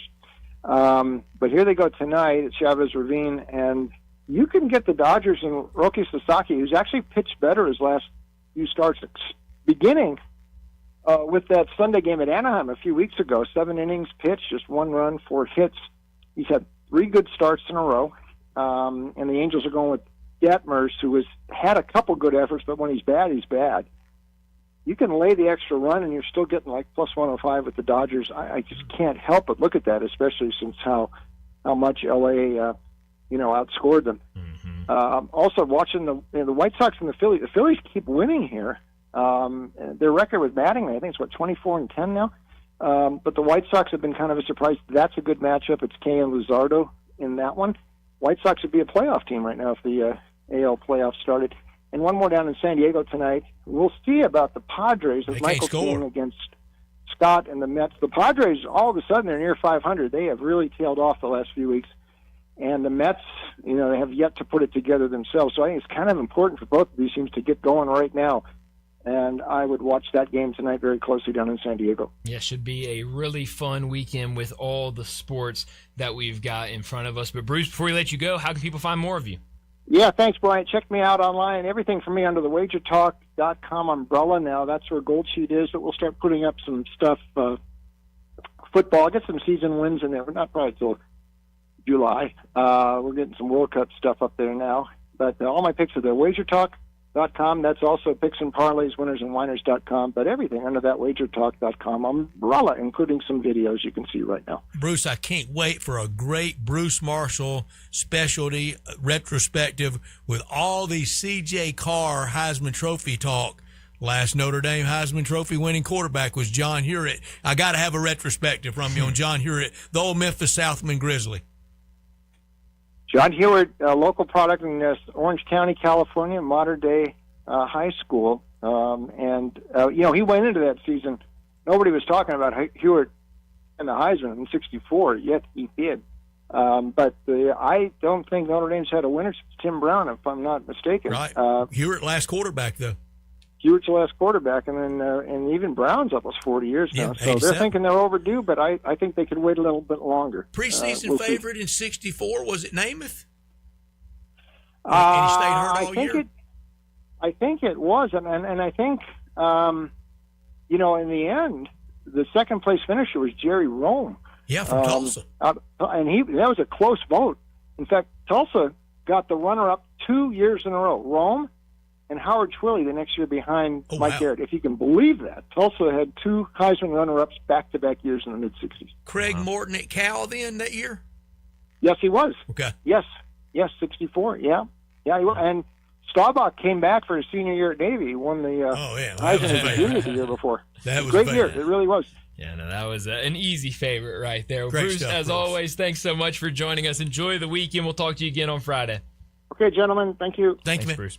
Bruce Marshall joining us every single Friday. You can find all of his stuff over at the Gold Sheet. And, man, this is Bruce time right now. I mean, you got the NBA Finals. You got the Stanley Cup Finals, World Cup starting next week like we talked about with him. He's starting slowly but surely all his college prep and preseason stuff to put out for win totals and stuff like that. So it's a good time for Bruce. First game, 2:00, Mexico and South Africa next Thursday afternoon. Right. Yeah, 2 games on Thursday. I'll go with Mexico in that game. 2 games Thursday, I believe 2 games Friday, and then really gets kicked off on Saturday. So. I'm fired up. I had nothing in front of you, and I've got it all in front of me, and you knew more than I did. I wish it started today. I'm super excited for the World Cup. USA, Paraguay, where? That one, they're all over the place. And that's the one thing I hate about the World Cup. It's SoFi. Yeah, that's right. It's at SoFi, and then I think maybe their second game in Seattle, because it's SoFi. I know they're playing a game in Seattle, I think, and then maybe one other spot too. I think all 3 of their games are in different spots, which I'm not. That's what I'm not wild about. I don't love it, but let's see. Now I can't even find their Canada opening in Toronto. Yeah, well, that's perfect for them. Let's see where those other 2 games are. So they play Australia on the 19th. That game is at Lumen Field, and then their final game back at SoFi. Okay, so that's not as bad. They're going to play the first game at SoFi, they're going to go up to Seattle for the second game, and then they'll go back to SoFi for the third game. Okay, so that's not as bad as what I thought it was going to be. But yeah, they'll be out there on the West Coast and will be a lot of fun. But let's go ahead, get to another break. When we return, we're going to talk more about the NBA Finals Game 2 tonight. We'll do that next on Sports Time. Not only can you listen to your favorite shows on Sports 56, you can also watch video of the shows live on Twitter and YouTube. Watch and listen every day at Sports 56 WHBQ. Hi, this is Troy Fiveash, owner of Fiveash Roof Services. I wanted to take a minute and discuss advertising with you. There are so many websites that list the best service provider in your area. Even the BBB has an accredited list. You know the one thing they all have in common? A company like mine has to pay to get on that list. So that begs the question, Can those lists be trusted? You know what can be trusted? History. We've been around for almost 30 years providing customers with the best service and the best products that we possibly can. So if you need a roof, siding, or gutters, give us a call. We'll come talk to you and let you decide for yourself whether or not we know what we're talking about. 5 Roof Services. Best products, best warranties, and in many cases, the best price. We're fair, honest, and ethical. 367-0050 or memphisroofer.com. 367-0050 or memphisroofer.com. 5 Roofing, it's what we do.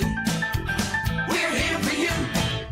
Napa Cafe celebrates 28 years in 2026. Hi, I'm Glenda Hastings, owner of Napa Cafe, and I want to thank you for making us part of your dining experiences. Treat yourself tonight with a delightful dinner. Maybe start with an appetizer like our baked sweet peculiar peppers stuffed with goat cheese and mozzarella, finish with basil pistou, and move on to one of our cozy dishes like the double chocolate stout braised boneless beef short ribs with tonkatsu sauce and creamy mashed potatoes. Or a fresh seafood dish like our pan-roasted ginger-buttered sea bass with cilantro soy vinaigrette. I get hungry just talking about it. Don't forget about dessert, our famous sweet buttermilk pie with brown sugar sauce, or drink your dessert with one of our signature dessert cocktails like the lemon cheesecake martini, lemony, icy, frothy, and dusted with graham cracker crumbs. Napa Cafe, open Wednesday through Saturday for dinner starting at 5 o'clock. For reservations, visit our website at napacafe.com. We can't wait to serve you. Come join in and celebrate 28 years of Napa Cafe in 2026. Hello, I'm Ford Canale of Canale Funeral Directors. For more than a century, the Canale family has been honored to serve Memphis families during life's most difficult moments. In fact, Canale Funeral Directors is proud to be the oldest continually operating business in Memphis, built on a tradition of compassion, dignity, and personal service. When a family places their trust in us, we understand it's about much more than arrangements. It's about celebrating a life, honoring cherished memories, and providing comfort when it's needed most. Whether you're planning ahead or facing an immediate need, our experienced and caring staff is here to guide you every step of the way. From our family to yours, thank you for allowing us to serve generations of Memphis families with the respect and attention they deserve. Canale Funeral Directors, quietly caring since 1843. Do you know one of the best things you can do for your employees or family's health? Provide Arctic Clear bottled water. Arctic Clear bottled water is your locally owned and operated bottled water provider. Arctic Clear is 100% natural spring water with free delivery and setup, dependable service, and no long-term contracts. What an easy choice. Call Jeff Manus today, 901-382-2363, or visit arctic-clear.com. Arctic Clear bottled water. Call now, 382-2363. That's 382-2363. This traffic brought to you by Old Dominick Distillery. Come for the spirits, stay for the experience. Cheers to Memphis. Learn more at olddominick.com. Sports 56 traffic. Good afternoon. A couple of accidents getting some attention out here. It's just busy, we would expect, especially in Midtown right now. I-40 over here up by Chelsea. Expect that to get a little bit heavier southbound on 240 at South Parkway. Again, that normal stuff trying to get out of Midtown. It's heavier than it was 15, 20 minutes ago. As you come off 240 onto Bill Morris Parkway, headed out towards Collierville. Don't let a slipping transmission make things worse on your car, truck, having transmission problems. It's okay. Let them check it out at Amco Transmissions. 2 locations right here in Memphis. I'm Commander Chuck. You're on time traffic.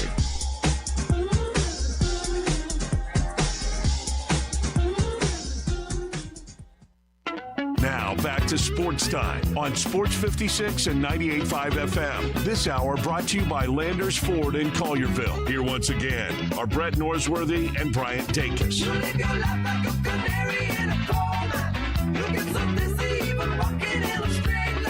Game 2 later tonight in the NBA Finals. We've talked at length about what happened in Game 1, the Knicks comeback, and ultimately the win, what they did in the fourth quarter. Really, really impressive. And now the question will be, do they have that same magic tonight in Game 2, or can the Spurs even it up at one apiece? There's not anybody that joins this show or on these airwaves that I respect more and regard far as much as I have for Bruce Marshall.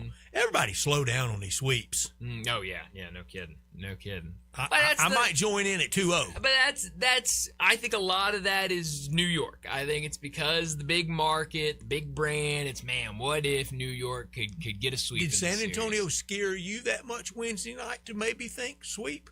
No, I watched the game and it actually gave me great confidence. The game won with 4:30 to play. Yeah, I mean, they shot the ball horribly throughout the entire night, and still, in the third quarter had that 14-point lead, and just miserable in the fourth quarter. So yeah, I mean, I after watching the game, and I had a conversation about it with somebody up here after game one of. No, I would almost double down on the Spurs to win the whole thing after what I saw in game one. Now, if it's the same thing tonight, and if it's, hey, another poor shooting performance, then I'll buy more into, that's the Knicks defense, and yeah, maybe the Spurs are in trouble. But after just one game, I chalked it up as, hey, short rest for them. Those legs are gone after a 7-game series against OKC, who plays phenomenal defense, and they just didn't have a great shooting night. I have a lot of confidence in the Spurs tonight. I want to give Karl Anthony Towns credit, but I don't think he did that great a job. I just think Wembanyama missed. Sure. No, that was a lot of it. No, give him a lot of credit. He was really good. I'll give him some credit. Sure. Victor got the best of him a couple times throughout that. I mean, there was the one play where Victor just took it right at him and sent Cat to the ground and got the and one. But yeah, I mean, I thought Karl Anthony Towns did a really good job, and that'll be the question going into tonight. Can he do that again? If it's 2 games in a row of holding him to, I can't remember off the top of my head the exact numbers they did when Cat was guarding Victor Wembanyama last night. Victor was 2 for 11 from the field and 5 turnovers. If we wake up tomorrow and we saw another performance like that, and we're talking about another 2 for 11 showing with a bunch more turnovers, then yeah, I'll give Cat a whole lot more credit. I just don't know if he can do that multiple games in a row. I haven't updated this lately, but 21st century champions and forever the closed society. Yeah. I mean, we picked the winner club was the NBA. That's right. Now the Spurs, if they win it, it won't change. It'll stay because 5. Going into this, they have 5 total, but 1 was in '99, 4 in the 21st century. That would make it 5.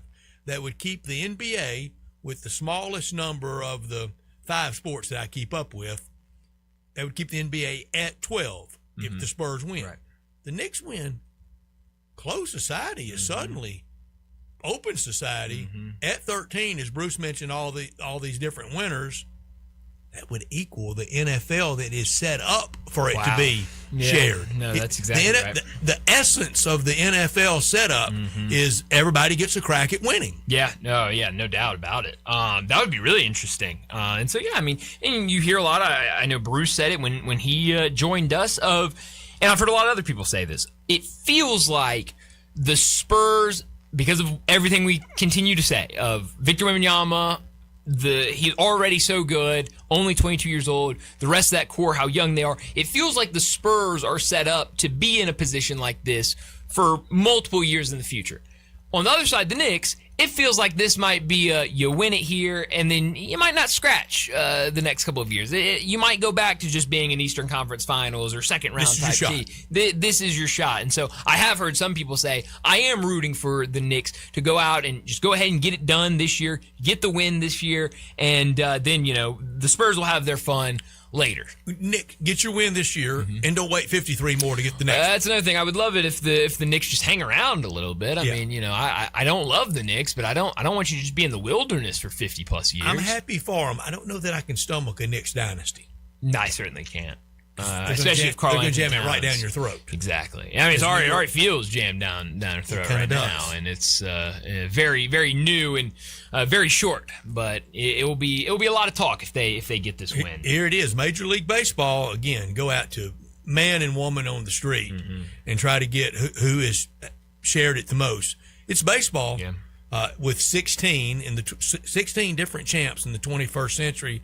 That's in the teeth of a Yankee dynasty, the evil empire that the Red Sox became. San Francisco 3 times, Houston 2 times, Dodgers already at 3, but still 16 different in the 21st century. College football and college basketball at 14 each. And in fairness to college basketball, they did miss COVID year, the only one of these that didn't crown a champion that year. And then the NBA, if we have the Knicks, that would be 13, or it would stay at 12. Yeah.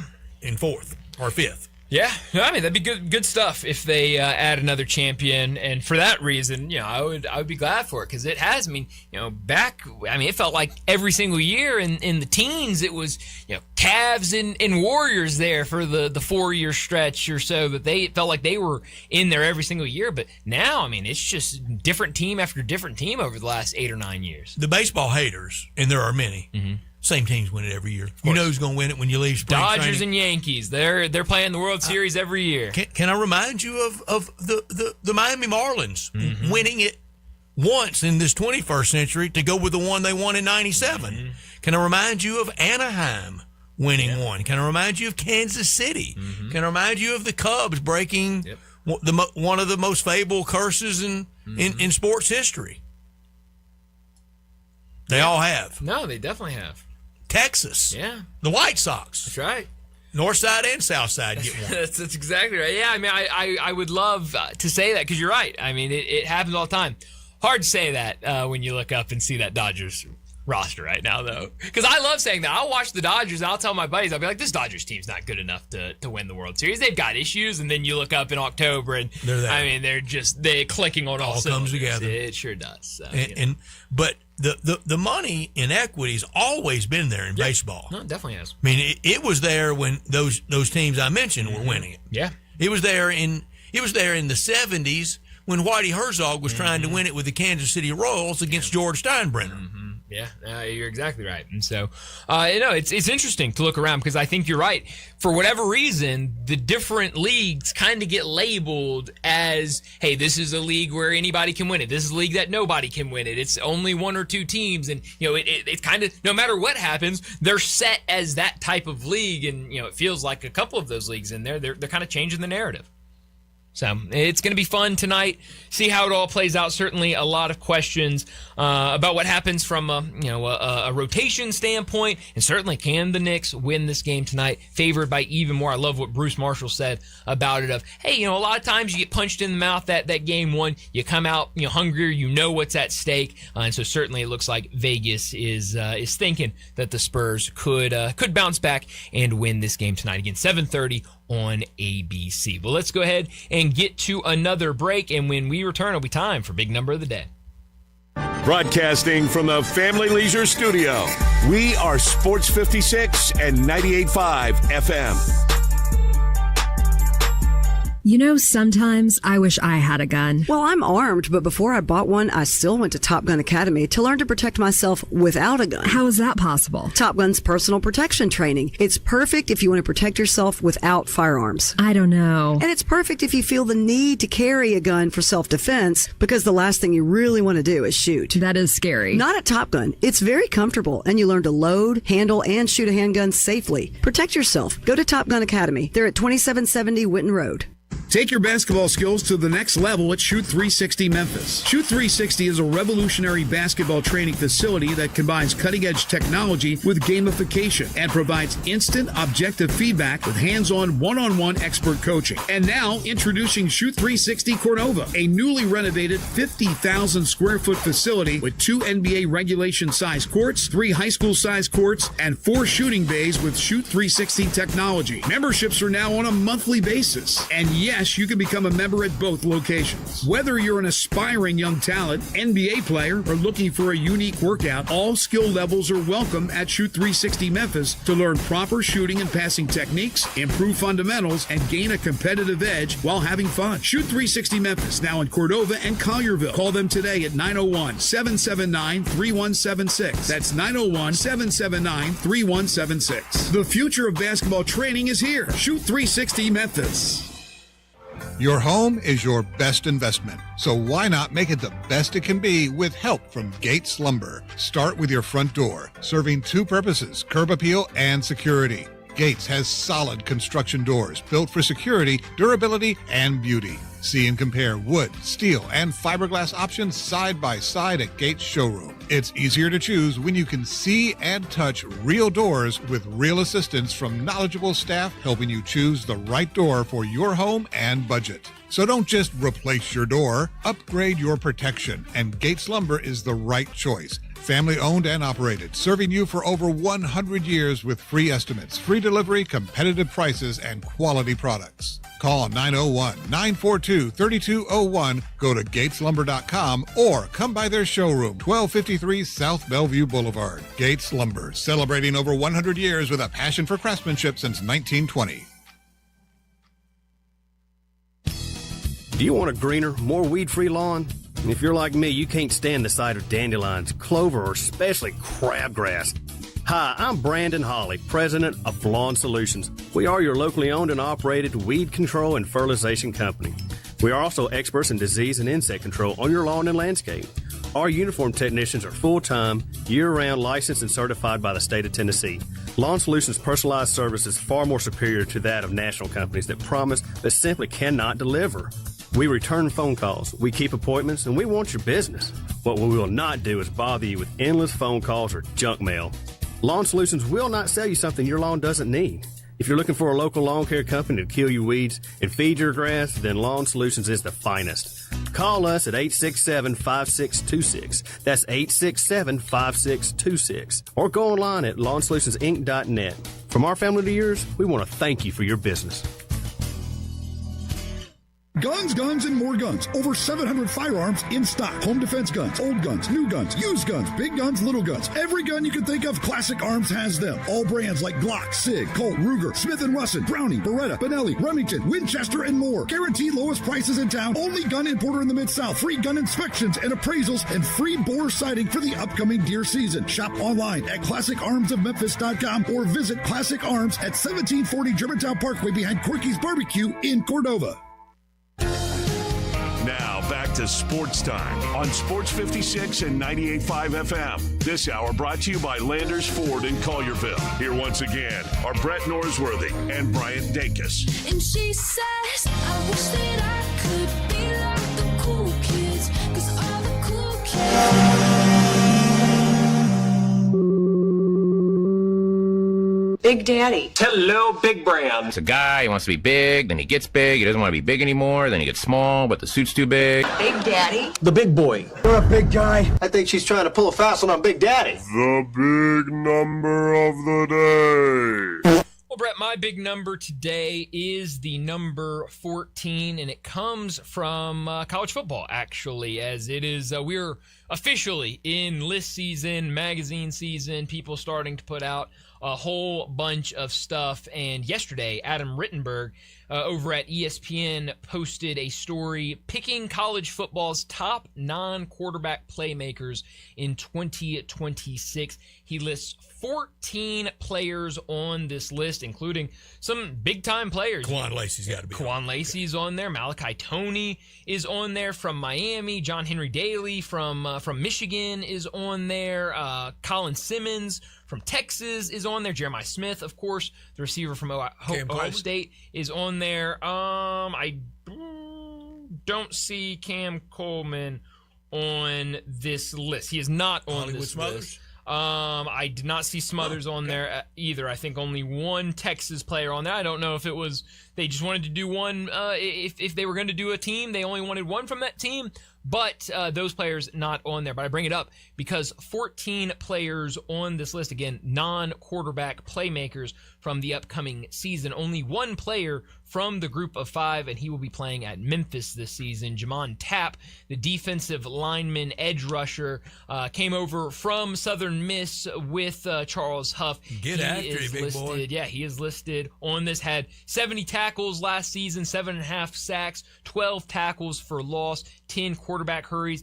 He was an edge rusher, primarily an edge rusher last year. He's slimmed up a little bit and, might move around on the defense. And this is what Huff said to ESPN about him. Last year, he played really, really hard and disruptive, and he made a lot of plays because of it. This year, he's starting to play the game mentally as hard as disruptive. He's recognizing formation tendencies and backfield alignments and tackle sets. Last year, he was just the ball snapped, and I'm going to run straight ahead as hard as I can, and when I open my eyes, I'm probably going to be in the backfield. Now he's a lot more cerebral. So sounds like even the head coach who coached him last year is thinking big things. Started his career at Arizona State, was at Texas, didn't play much at either of those schools, was at Southern Miss last year, now with the Memphis Tigers. That's so the times on being different places. No, it definitely is. And so definitely cool to see only one Group of 5 player, and it is a Memphis Tiger on this list. It is. And Bryant, one theme at SEC Media Days,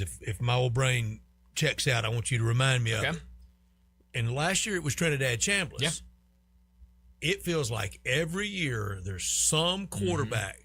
What do you think the total talk time last year in Atlanta was of Trinidad Chambliss at Media Days? I mean, 0. He wasn't even the starter week 1. I would dare say not one mention. I would say nothing. 0.0 from the assembled 1,200 people. Yeah.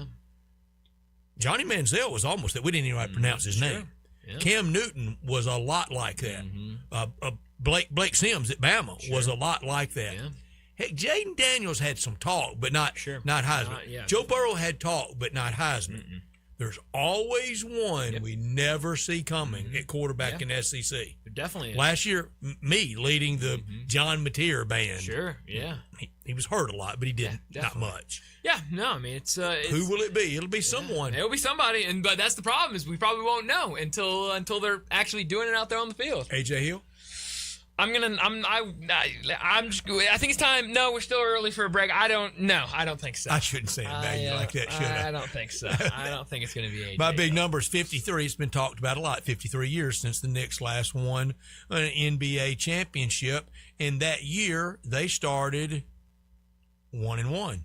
They have never started 2-0 when they won it in 70. Now, in 73, they won game 1, lost game 2, and then won 3 straight against Jerry West and Gail Goodrich and Wilt Chamberlain and the Lakers. In 70, they lost game 1, won game 2, and went on to 7-game series. So they've never started 2-0 ever. Wow. They can tonight. Yeah, it's a huge game. I don't know tonight. if the number's 2 or 53, but it's one of them. I think both of them are great. You can use them interchangeably if you want. But yeah, no, I mean for so many reasons, tonight's game just feels massive.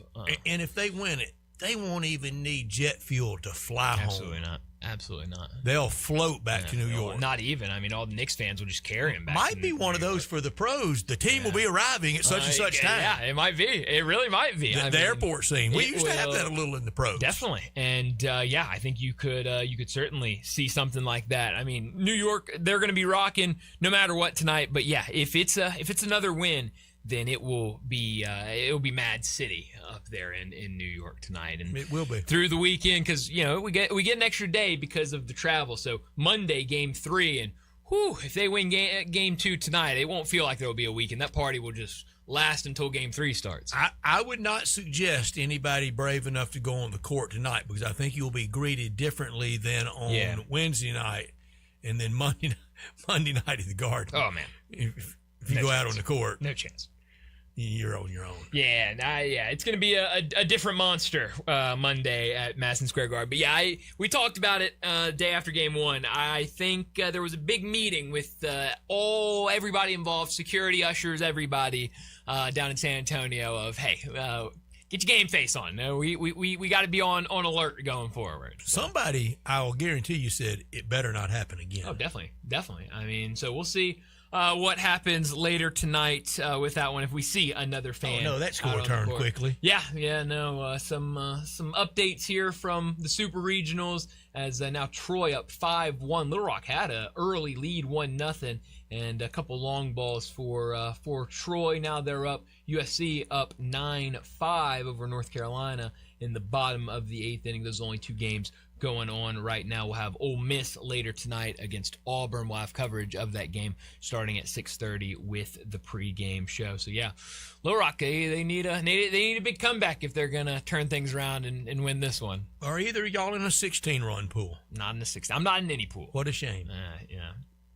Giants have put 16 on the board at Wrigley. Wow, it's I don't know what they're doing. Landon, no 16-run pool for you? No. I don't think so. I don't. He's just giving us a blank look. I don't even think he knows what a 16-run pool is. I don't think there's one. No, 16-run pool would be crazy. I would not. I sure don't want to run it. No, certainly not. But yeah, I don't know what the Giants have been doing against the Brewers and the Cubs. Now I understand the Cubs. The Cubs have been struggling, so I can understand putting it on the Cubs. What happened? Your answer is better than mine because I have no clue. Big-time manager. Yeah.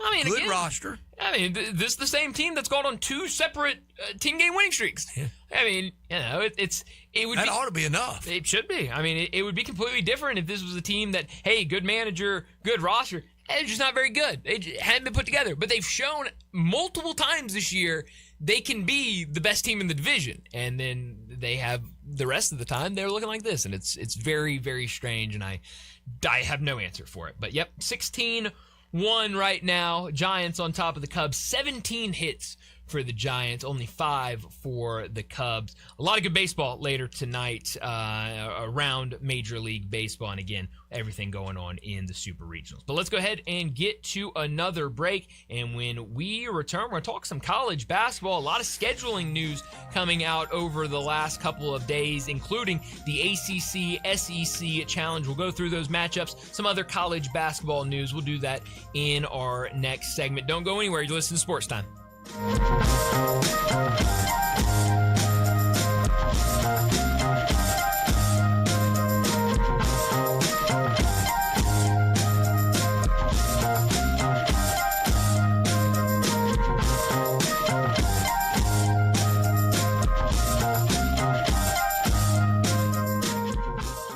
It's golf time. What's my first thought?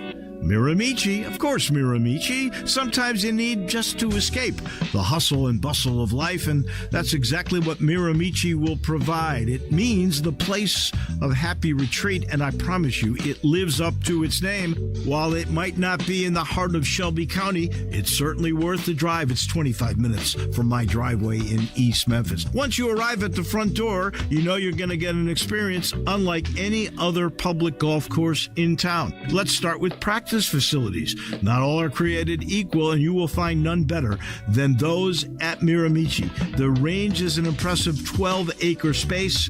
It allows you to spread out and practice where those long drives. They got a great short game place. They've got a chipping green. They've got a putting green. They're beyond compare. You want to get better? You go to Miramichi. You want a great competitive golf course? You go to Miramichi. It's worth the drive. I love it. Miramichi.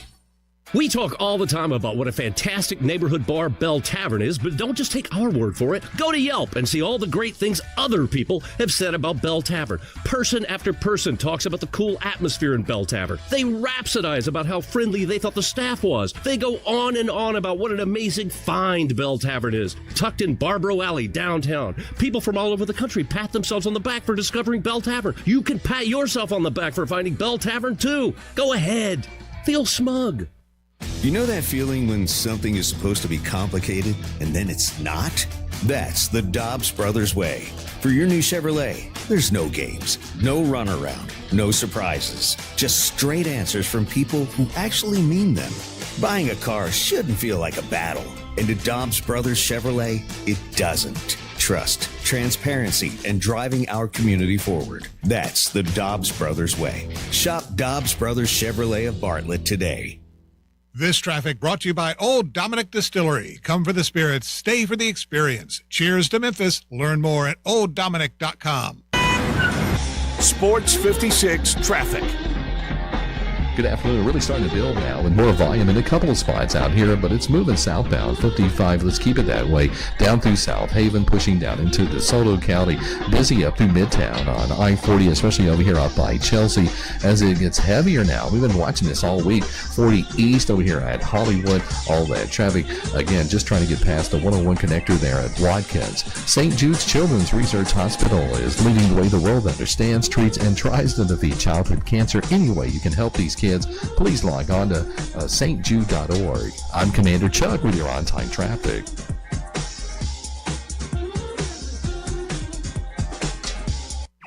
Memphis's original sports station. We are Sports 56, WHBQ Memphis and W253DF Memphis.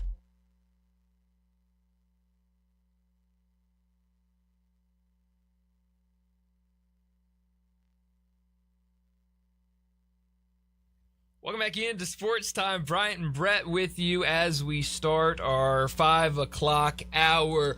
And we're going to talk some college basketball here. There's a lot of scheduling news out there. We got, I think it was yesterday, it was released, the SEC ACC Challenge that is going to take place next year. It's one of the fun events in the kind of early part of the season every year. Looking at it, John Rothstein putting it out last night. The matchups: Arkansas at North Carolina, Auburn at Clemson, Duke at Florida, Boston College at Georgia, Wake at LSU, Pitt at Missouri, Syracuse at Oklahoma, Ole Miss at Virginia Tech, South Carolina at North Carolina State, Florida State at Tennessee, Texas at Louisville, Alabama at Miami, Kentucky at Virginia, Georgia Tech at Mississippi State, Stanford at Texas A&M, and Vandy at Notre Dame. So what was the big miss?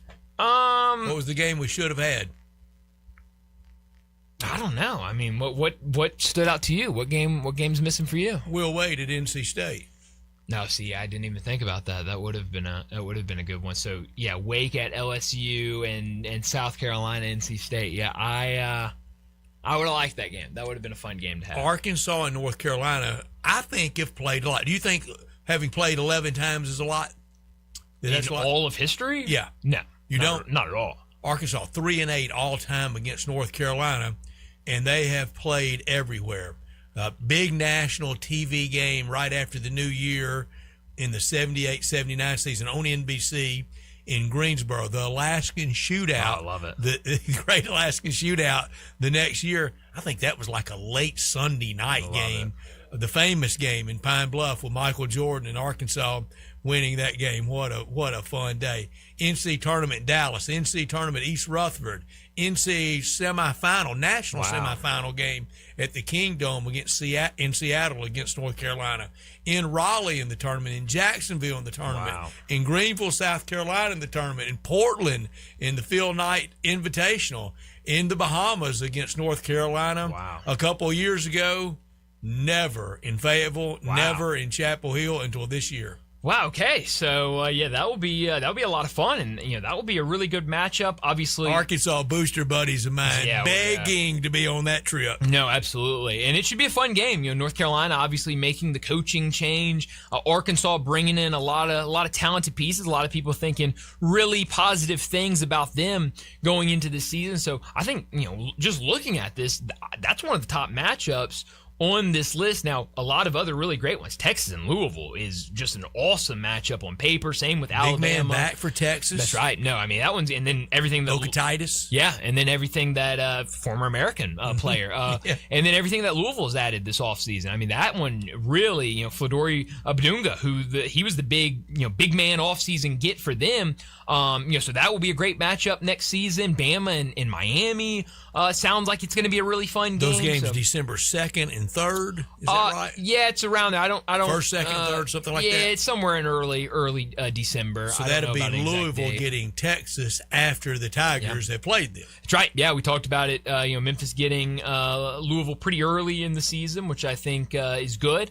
And then they'll. I don't know what the rest of their non-conference schedule looks like, but certainly a tough game there, and I'm sure some other tough games on that slate. But I would say right now, just looking at it, those three of Arkansas, North Carolina, Well, I take that back. The top 4 games, Arkansas, North Carolina, Duke, Florida is going to be incredible. Yeah, and that then could be the finals. It definitely could. And then those last 2 games of Texas, Louisville, Bama, Miami. I mean, those are the 4 games that jump out at me right now. Of man, I can't wait to see those matchups. And there's a couple that don't grab you. Sure, I mean FSU at UT. Sure. I'm sorry to John Goin, but Ole Miss at Virginia Tech. Yeah. Bama at the U, wrong sport. Mm-hmm. No, I love Bama. Oh, do you? I just said that's one of the 4 ones I'm excited about. I mean, that's going to be a great game. The record book's out for Stanford and A&M. Stanford's in the ACC. What are they doing playing in the ACC Challenge? I don't love that game. That one. That was certainly one I could pass on. But this will be fun. It's always a great event. It's always a lot of fun to see these 2 sides. 2 years ago, all SEC. It was, and that was when everyone kind of jumped on hey, this is going to be an unbelievable season for the SEC, and so we'll see if they can do that again this year and bounce back. But no, I'm really excited for that setup right now and those potential matchups. Those are going to be really good. Kentucky at UVA. Yeah, that one will be it'll be interesting. I mean, certainly will be an early litmus test for both those teams to kind of see where they're at. Yeah. I mean, I don't really know how much I love Virginia going forward. I like Kentucky. I think they're going to have a good team this season. So we'll see how that game will. And John Varley's properly the Pine Bluff game for Arkansas. The late great Charles Ballantyne from Newport, Arkansas, in our listening area with the winning one-hander at the baseline to beat Michael Jordan in North Carolina. Yeah, and that was a Sunday morning game, national TV. Arkansas played the night before on the road. Oh wow! Against SMU. Might have even been at Reunion, but it was in Dallas, either Moody or Reunion, and had to turn and fly, not all night, but fly in the night to get to Pine Bluff and play Michael Jordan on Sunday. Holy and cow. That is... And Michael Jordan says, that's all you people in Arkansas ever want to talk about is that game. For good reason. I mean, because you're Michael Jordan. I would also and be we talking beat you. about it. If I beat Michael Jordan, I absolutely would be talking about it as much as possible. But no, some really good matchups moving this year for that. We also got Kansas's non-conference schedule earlier this week. An interesting non-conference slate for them. Some big-time matchups on here. Kentucky, that's part of the Champions Classic. We know they're in the Players era, so they'll see some really tough opponents in that. You've got Villanova on here, a home game against Villanova. You've got UConn on here in early December, and Ohio State as part of an event at Madison Square Garden, and then the big rivalry, which this one is interesting, against Missouri in Kansas City, Missouri, at the T-Mobile Center. So that will be a interesting matchup there, and a rivalry that has gotten a lot bigger over the last couple of years. Well, they hate each other, of course, and a lot of people hate Kansas in basketball. And one thing reason why I had this, I know our listeners aren't on all breaking news on KU, and most of our listeners don't like KU because of one night in 2008. But this is a brutal non-conference schedule for a team that doesn't have to play anything this tough, because their at-large status is not at all in jeopardy. I like that somebody plays this kind of schedule. Yeah. I do too. And I mean, we just mentioned that's Kentucky's huge. Whoever they'll see now, their first game's against UNLV. I think they'll be fine in that game. But whoever they see in those next 2 games will be really, really tough. Missouri, UConn, Ohio State. I mean, those are some really, really tough matchups, and that's 5 big time opponents just right there. So yeah, I mean, it's not going to be easy for them. Now they have some gimme games in there as well, but no, that's a brutal non-conference schedule. Why? I know now. I was going. Why Sunday, December 6th? Against Mizzou in Kansas City? I went to the Kansas City Chiefs schedule. The Chiefs play on Thursday night that week sense. At the Rams. So makes sense. They knew what they were doing. Hey, they always know. Mizzou also gets that same kind of heat when they play Illinois in St. Louis. Yeah, no, you're right about that. That is usually right before Christmas, like 22nd or 23rd. That's right. That's a good point. And so, well, yeah, definitely interesting stuff there. And they're bringing in some big time freshmen for Kansas this year. Obviously, we know they're big time freshmen last year, getting ready for the NBA draft. We'll likely hear his name called in the top 2 picks, but certainly not going the easy route in terms of scheduling next season. The other thing that I know we wanted to talk about, College Basketball Report, who does a really, really nice job covering all things college basketball. They put out the top 60 returning players in college basketball for the upcoming season. We're not going through them all, we promise. I am not going to go through all of these 16 teams. We would be here the rest of the show. But what kind of jumped out to you on this list of these top 60 guys? First thing that grabbed me was P.J. Haggerty at 34. Mm-hmm. Yeah. That low. Mm-hmm. I thought it would be higher than 34. I thought he'd be in a top 20. Billy Richmond at 39. Mm-hmm. That's about where I thought, maybe a little better than that, but not a whole lot. But the MOP of the Final Four, Elliot Cadeau, at 22. Mm-hmm. Yeah. There are 21 players better than MOP. Yeah, it's a really good question on all of those guys. I think, more for Elliot Cadeau. I think they're probably looking more at his, career as a whole and, kind of saying that, hey, you had multiple guys on that team last year, a couple of them that will probably hear their names called in the top 15 of the NBA draft. So even though you were MOP, you had a lot of help around you. But I do think the PJ Haggerty is interesting because, I'm really curious what went into it. Is it fit? Is it what happened around him at Kansas State last year? Ball handling? I mean, it's because I think you look at it and all season last year he was, top 3, top 5, leading scorer all year long, and so in the country. And so, it is kind of makes you wonder, why is he so low? I'm not saying he needs to be top 5 or top 10. Looking at this list of the top 10, probably even top 15, I don't think PJ Haggerty is better than any of those guys. But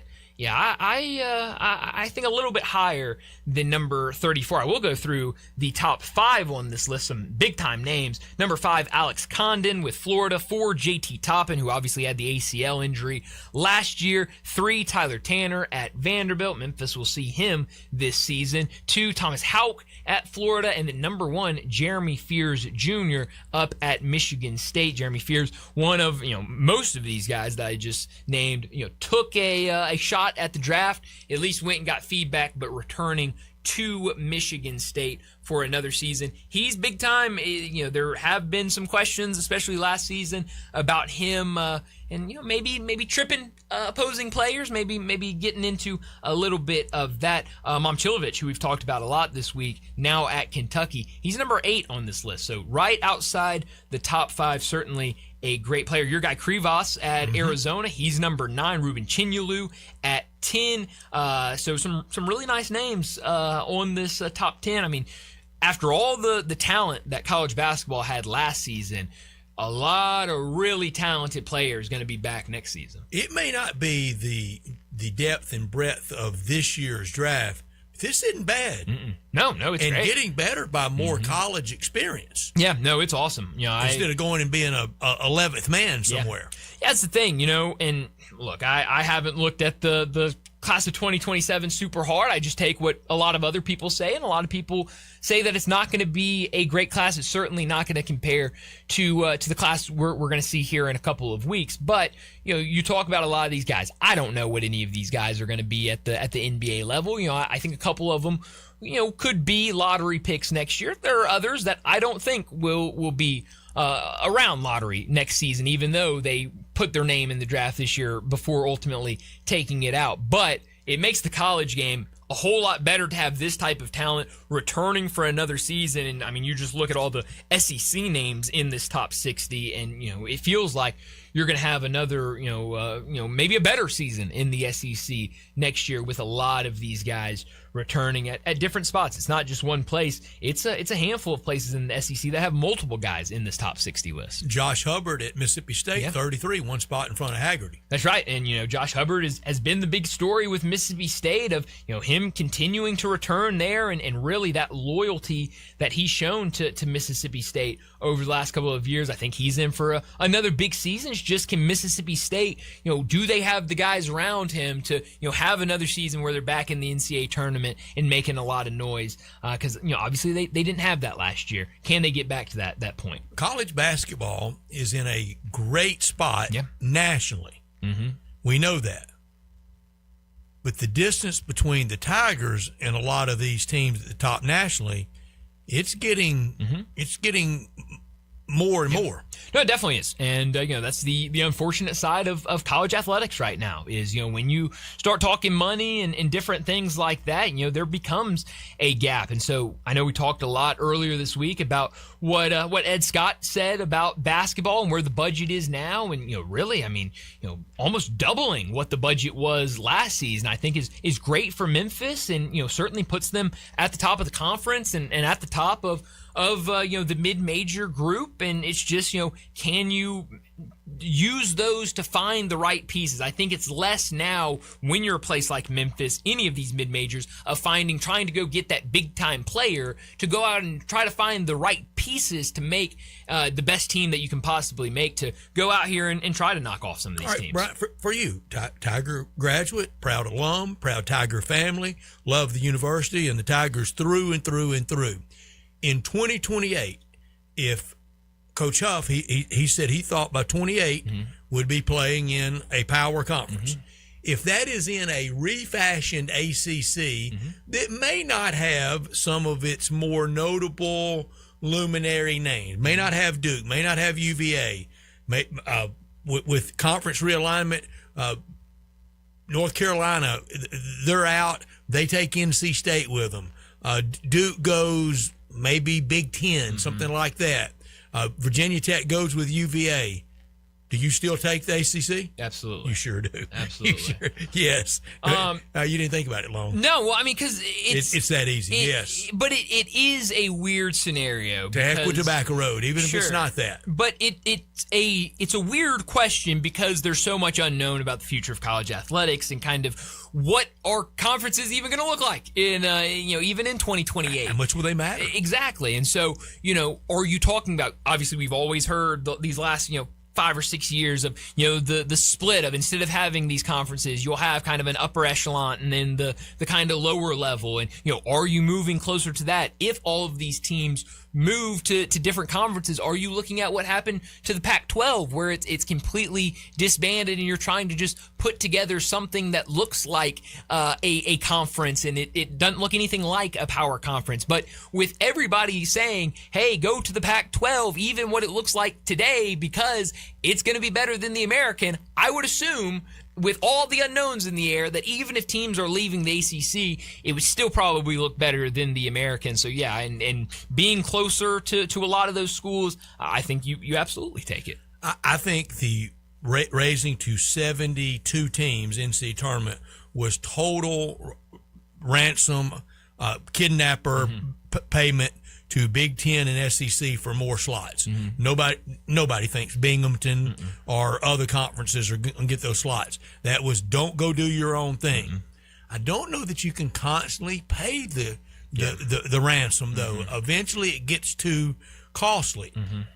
We will, at some point, I think in the 2030s, in the year 2035, who knows, but I think in the 30s, we're going to get down to not super conference in college football, but the Jackie Sherrill plan. And I think he first threw out in those days, and that was late 80s, early 90s stuff. It was even before he became head coach at Mississippi State, that he thought it would get down to about 80. I don't think it'll ever be 80. I don't think it'll be as low as 60 and not higher than 70.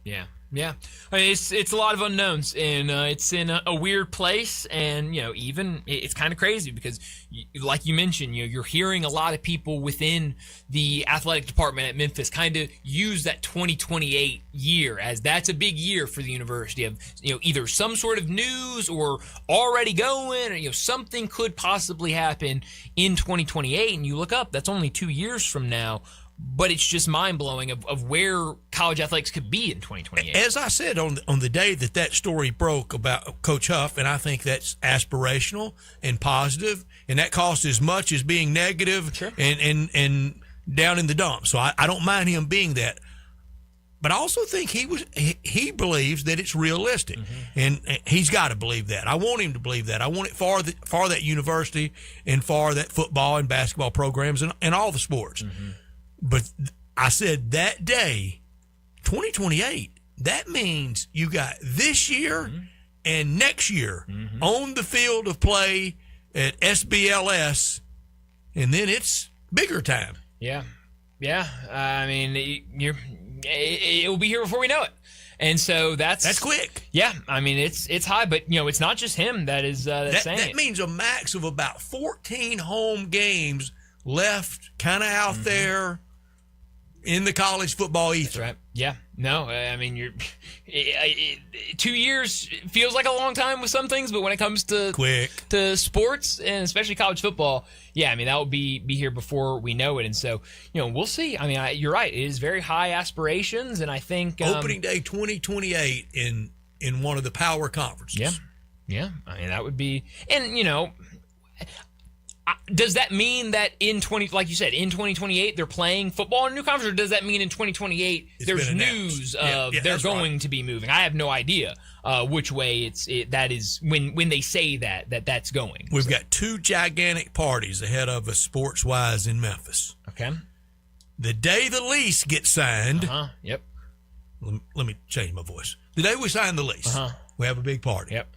And the day it's announced the Tigers are in a power conference. Yeah, no, I mean it's huge, and those are two big things, and I hope both of them get done. Obviously things have to happen. I know everyone that has said that is certainly from the Tiger perspective is, look, you got to win games, we got to continue to improve on what we're doing already, but they are certainly trying to put themselves in the best spot to try to on the lease front. I still firmly believe it's going to be signed.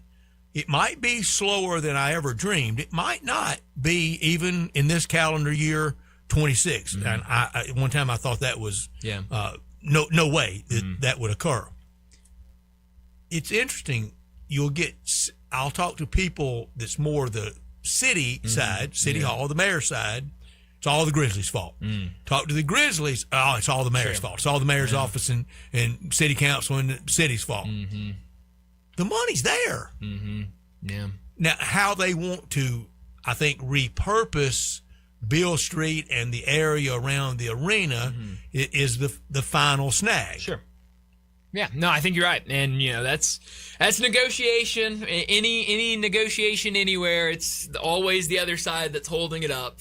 So that doesn't surprise me at all. And I think the push and pull is kind of a gentrified Disney type Beale Street. I don't know that I want that. I want Beale Street to be Beale Street. No, I definitely do. And so it's just trying to figure out. And obviously, we've talked so much about the other places around the country. What they have down in Atlanta, what they have in Dallas and in St. Louis, and all of these. The Battery in Atlanta has caused them all. No, it has. It was not Ballpark Village. No, it was the Battery in Atlanta for the Braves. No, it absolutely is. And you're seeing people take that model and want to do it with every sport in every city. Rangers did it with Texas Live. They absolutely did. Mavericks and Stars are getting ready to do it in Dallas. The Spurs are going to do it back downtown, more around the Alamo Dome and in that World's Fair area. Yeah. So you're seeing a lot of places want to go more of that route, and so it's just trying to figure out how do you make it look on Beale Street. What are you trying to do? What is the objective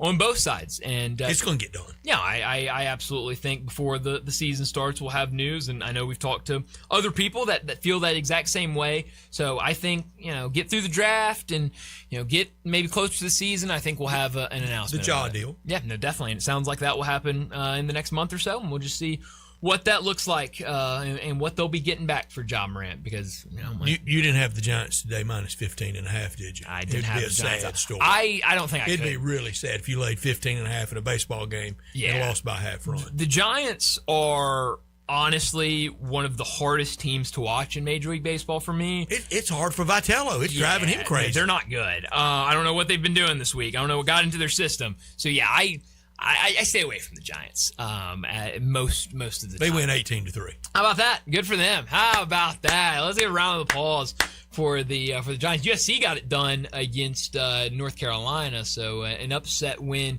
in Chapel Hill, and now we'll see Troy up 6-2. We'll see if Little Rock has a little bit of a comeback. And they got the bats working all throughout the season. Their bats have been hot, so maybe they get some hits along the way. Still very early, bottom of the fourth, and we'll have Ole Miss and Auburn. That'll be a little bit later tonight. 7 o'clock first pitch. Weather looks clear. That's right, and that's Auburn had all. They had Noah's Ark weather last weekend. No, they were the focal point of the rain delays last week in the regional. So doesn't look like we'll have that problem this year. The rare 10:05 first pitch, one game. That's exactly right. Yeah, that was one of the games they had to get in there, and they played it. But it doesn't look like we have that issue this weekend, so we'll have that starting at 6:30 with the pre-game show. Well, before we get to another break, let me remind you that this first hour is brought to you each and every afternoon by Dobbs Brothers Chevrolet. We appreciate them being a part of our show each and every afternoon. And that new dealership out in Bartlett, it is beautiful. Make sure you go out there and check it out, because the Dobbs family, an old established name, is back in the car business in Memphis. Their new location, Dobbs Brothers Chevrolet, is located at 7850 Highway 64 in Bartlett, offering a full selection of new Chevrolets and quality used cars to meet every need and budget. Head out there today and check out those beautiful new vehicles like the 2026 Chevy Silverado 1500 with its Turbo Max engine, off-road capability, and advanced technology on the interior. If you stop by today, you can get 2.9% APR for 72 months. While you're out there, check out those other models like the 2026 Chevy Traverse with a 328 horsepower 2.5-liter turbo engine and a massive 17.7-inch touchscreen, or the 2026 Chevy Equinox, a redesigned, rugged meets modern style vehicle with a 1.5-liter turbocharged 4-cylinder gas engine. And Dobbs Brothers Chevrolet, it's fully transparent pricing, no hidden fees, no games, and they cover all your needs with their service department. Dobbs Brothers Chevrolet welcomes you to a new way of providing excellent customer service. Their great team is ready to put you in your next perfect vehicle at the perfect rates. Head out today, Dobbs Brothers Chevrolet in Bartlett, 7850 Highway 64, open Monday through Saturday, 8:30 a.m. to 7 p.m. You can go online, check out their vehicles at DobbsBrothersChevy.com, but head out there today, test drive those vehicles in Bartlett at Dobbs Brothers Chevrolet. Well, let's get to another break, and when we return, we'll talk about what's trending.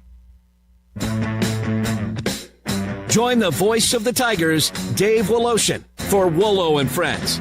Weekday mornings from 10 to 11 here on Sports 56 and 98.5 FM.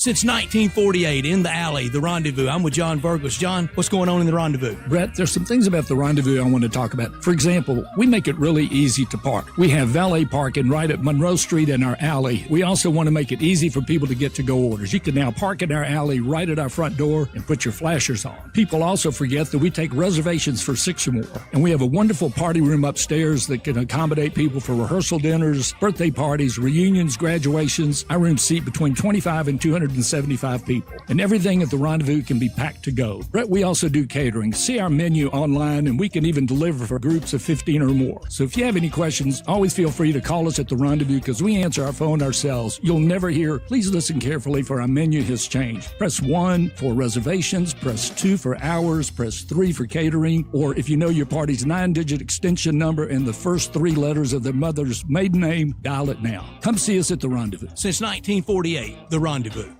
Mercedes-Benz Van Center Memphis has serious vans for serious work. At 4430 American Way, they are the Mid-South source for cargo, passenger, crew vans, and custom chassis. Need one or a full fleet? New or used, they've got it with fleet solutions and custom upfits. Certified techs keep you moving with fast maintenance, repairs, and a large parts inventory. Mercedes-Benz Van Center is your Sprinter Van headquarters, 901-237-9302 or sprintervans.com. Mercedes-Benz Van Center Memphis, part of the Tag Truck Center family, driven to keep you on the road.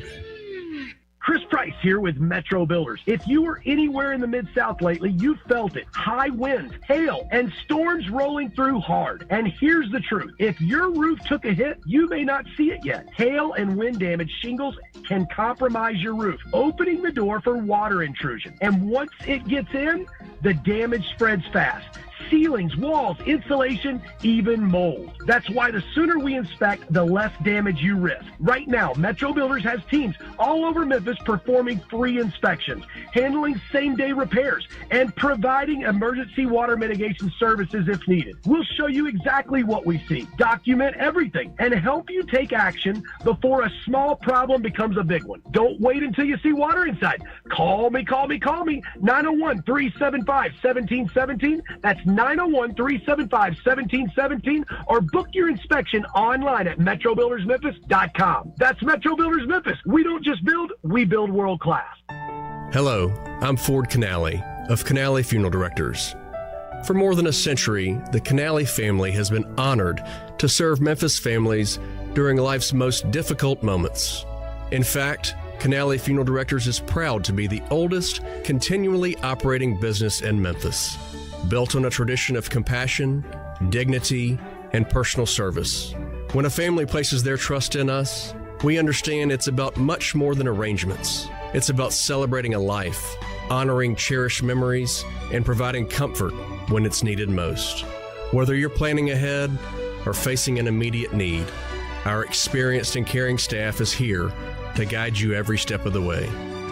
From our family to yours, thank you for allowing us to serve generations of Memphis families with the respect and attention they deserve. Canale Funeral Directors, quietly caring since 1843. Sports 56 traffic. Good afternoon. At times, it still wants to get a little bit heavy with that push of traffic going eastbound on 40 over here, passing Watkins, all the way up there around Hollywood. It's been that way all week long. Sometimes it's clear as a bell, sometimes it's slow. Again, right off that 101 connector. Plenty of radar, at least it was earlier, south of Memphis as you work your way 55 down through certain parts of DeSoto County. Hey, don't let a slipping transmission make things worse on your car or truck. If you're having any kind of transmission issues with your vehicle, let them check it out at Amco Transmissions here in Memphis. I'm Commander Chuck, your on-time traffic.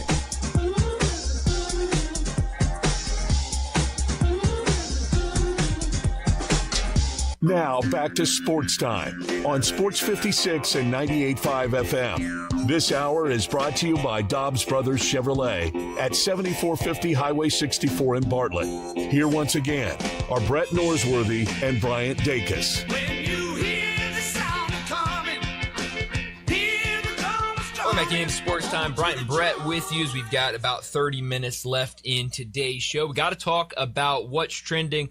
And obviously we talked about it earlier, but what's trending today is Game 2 of the NBA Finals later tonight on ABC. We know what happened in Game 1. We talked a ton about it tonight. Can the Spurs bounce back, or will the Knicks take full advantage of this series? But I love what you said, and you've been saying it since that first game, of how this is the perfect opportunity for the Knicks. They can't just go out here and say, hey, we're happy we won Game 1. Let's just get back home to New York City. No, this is an opportunity for them to go out there, really make a statement by winning both games on the road, and they'll have confidence after being able to do it in Game 1. So what do you think happens later tonight?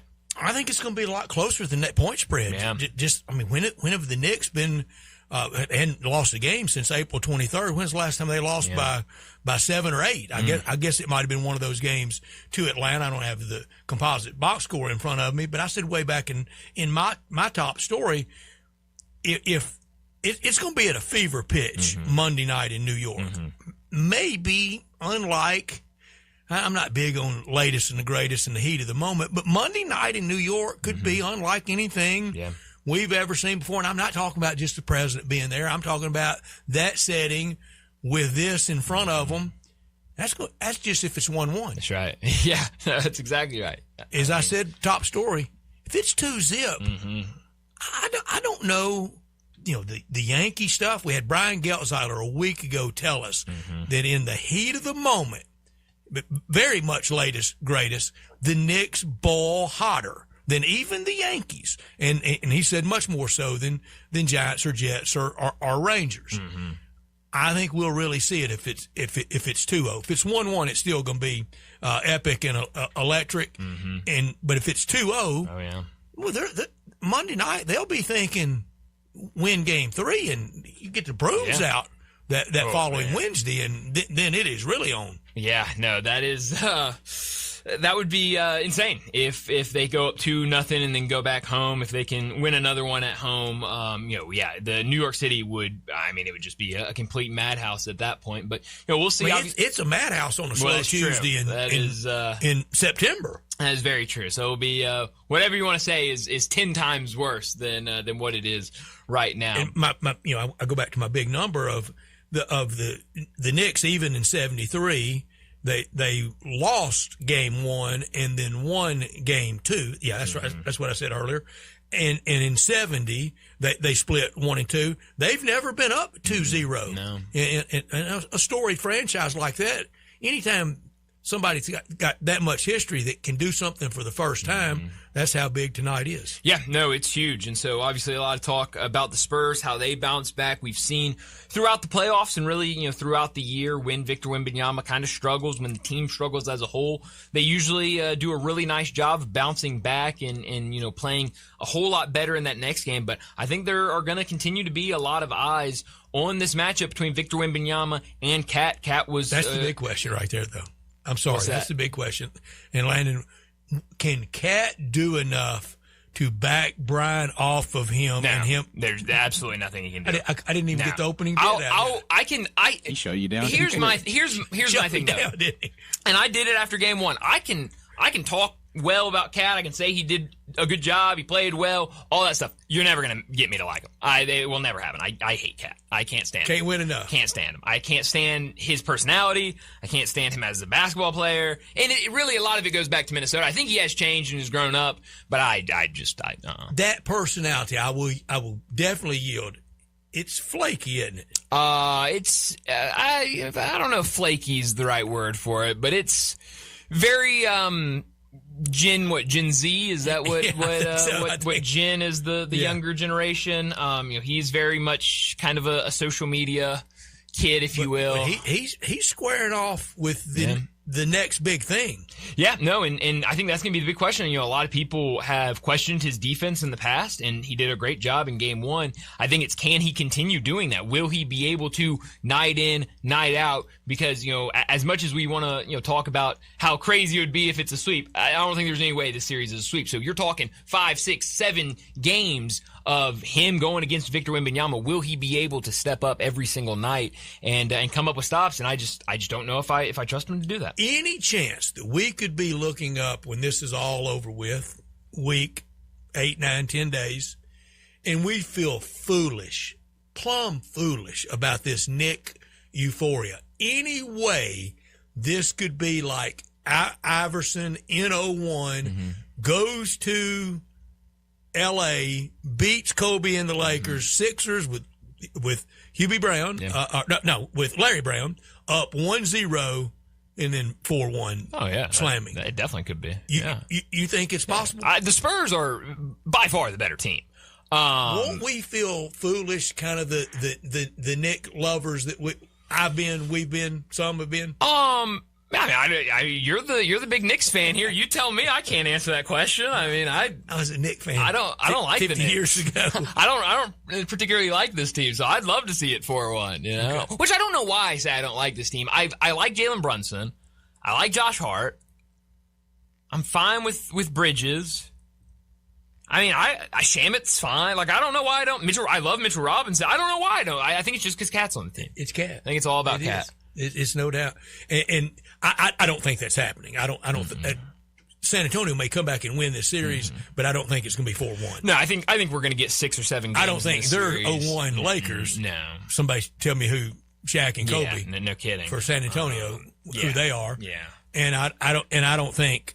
I think the Knicks have more than just Allen Iverson. Yeah, no, I think these are two really good teams, and I think I think that we're going to get a really good series. I expect either 6 or 7 games, and that would be madness if we get a closeout opportunity in Game 6 for the Knicks, or if we're back in San Antonio for Game 7 with a closeout opportunity. Obviously, in Game 7, it would be really fun. It was fun in San Antonio for Game 1, and I'll be curious. We talked about a little bit of how many Knicks fans were in the building for Game 1. How many Knicks fans are in the building for Game 2? Where there's some people that were kind of on the edge, and then they saw him win Game 1 and said, "Hey, we know we can't get a ticket weekend in New York, sure." And now Friday night, let's hop on a plane, get down to San Antonio, and watch Game 2. So I'll be really curious about that as well. And I talked about the economics of the day, and I do not want to sound insensitive. It's a pretty good reflection of where we sadly kind of are societally, economically. There's that class that can do anything. Sure. And there's not a lot in between of people that are struggling with $4 gasoline. That's right. I mean, it's a big gulf. No, it is. I mean, I don't know who's. Can you who's paying for those imagine tickets. the Knicks fan that's been there since Wednesday? What do they do for a living, and how can you do that? Well, that's right. It's out there. I guess whatever they're doing, good for them. It's some really. I don't really like this word. I don't like it to be this declarative, but it's some stupid money out there. No, it is. It is. No question about it. And it's some people sadly hurting. Yeah, and so I don't know where they got all this money. But please share. Yeah, I would love to know. West pride among Grizzlies fans. Oh yeah, go Spurs. You're getting it with a whole new cast of character. Yeah, anybody but Golden State. Yeah. We're far the West. Do you get that at all? It's weird because I really don't know what I get. I don't get any. I know some people that really love watching Victor Wembanyama, and so they're rooting for the Spurs. But I don't see any of just because it's a different team. I saw that in the last round against Oklahoma City. I mean, it felt like everybody in Memphis was anti-OKC. In fact, I'm opposite. Waving the flag. I've gotten there, and this is kind of a bad reflection, maybe of me, and I think of sports fans. If I can't have it, I'm not for you. Yeah. And if it's not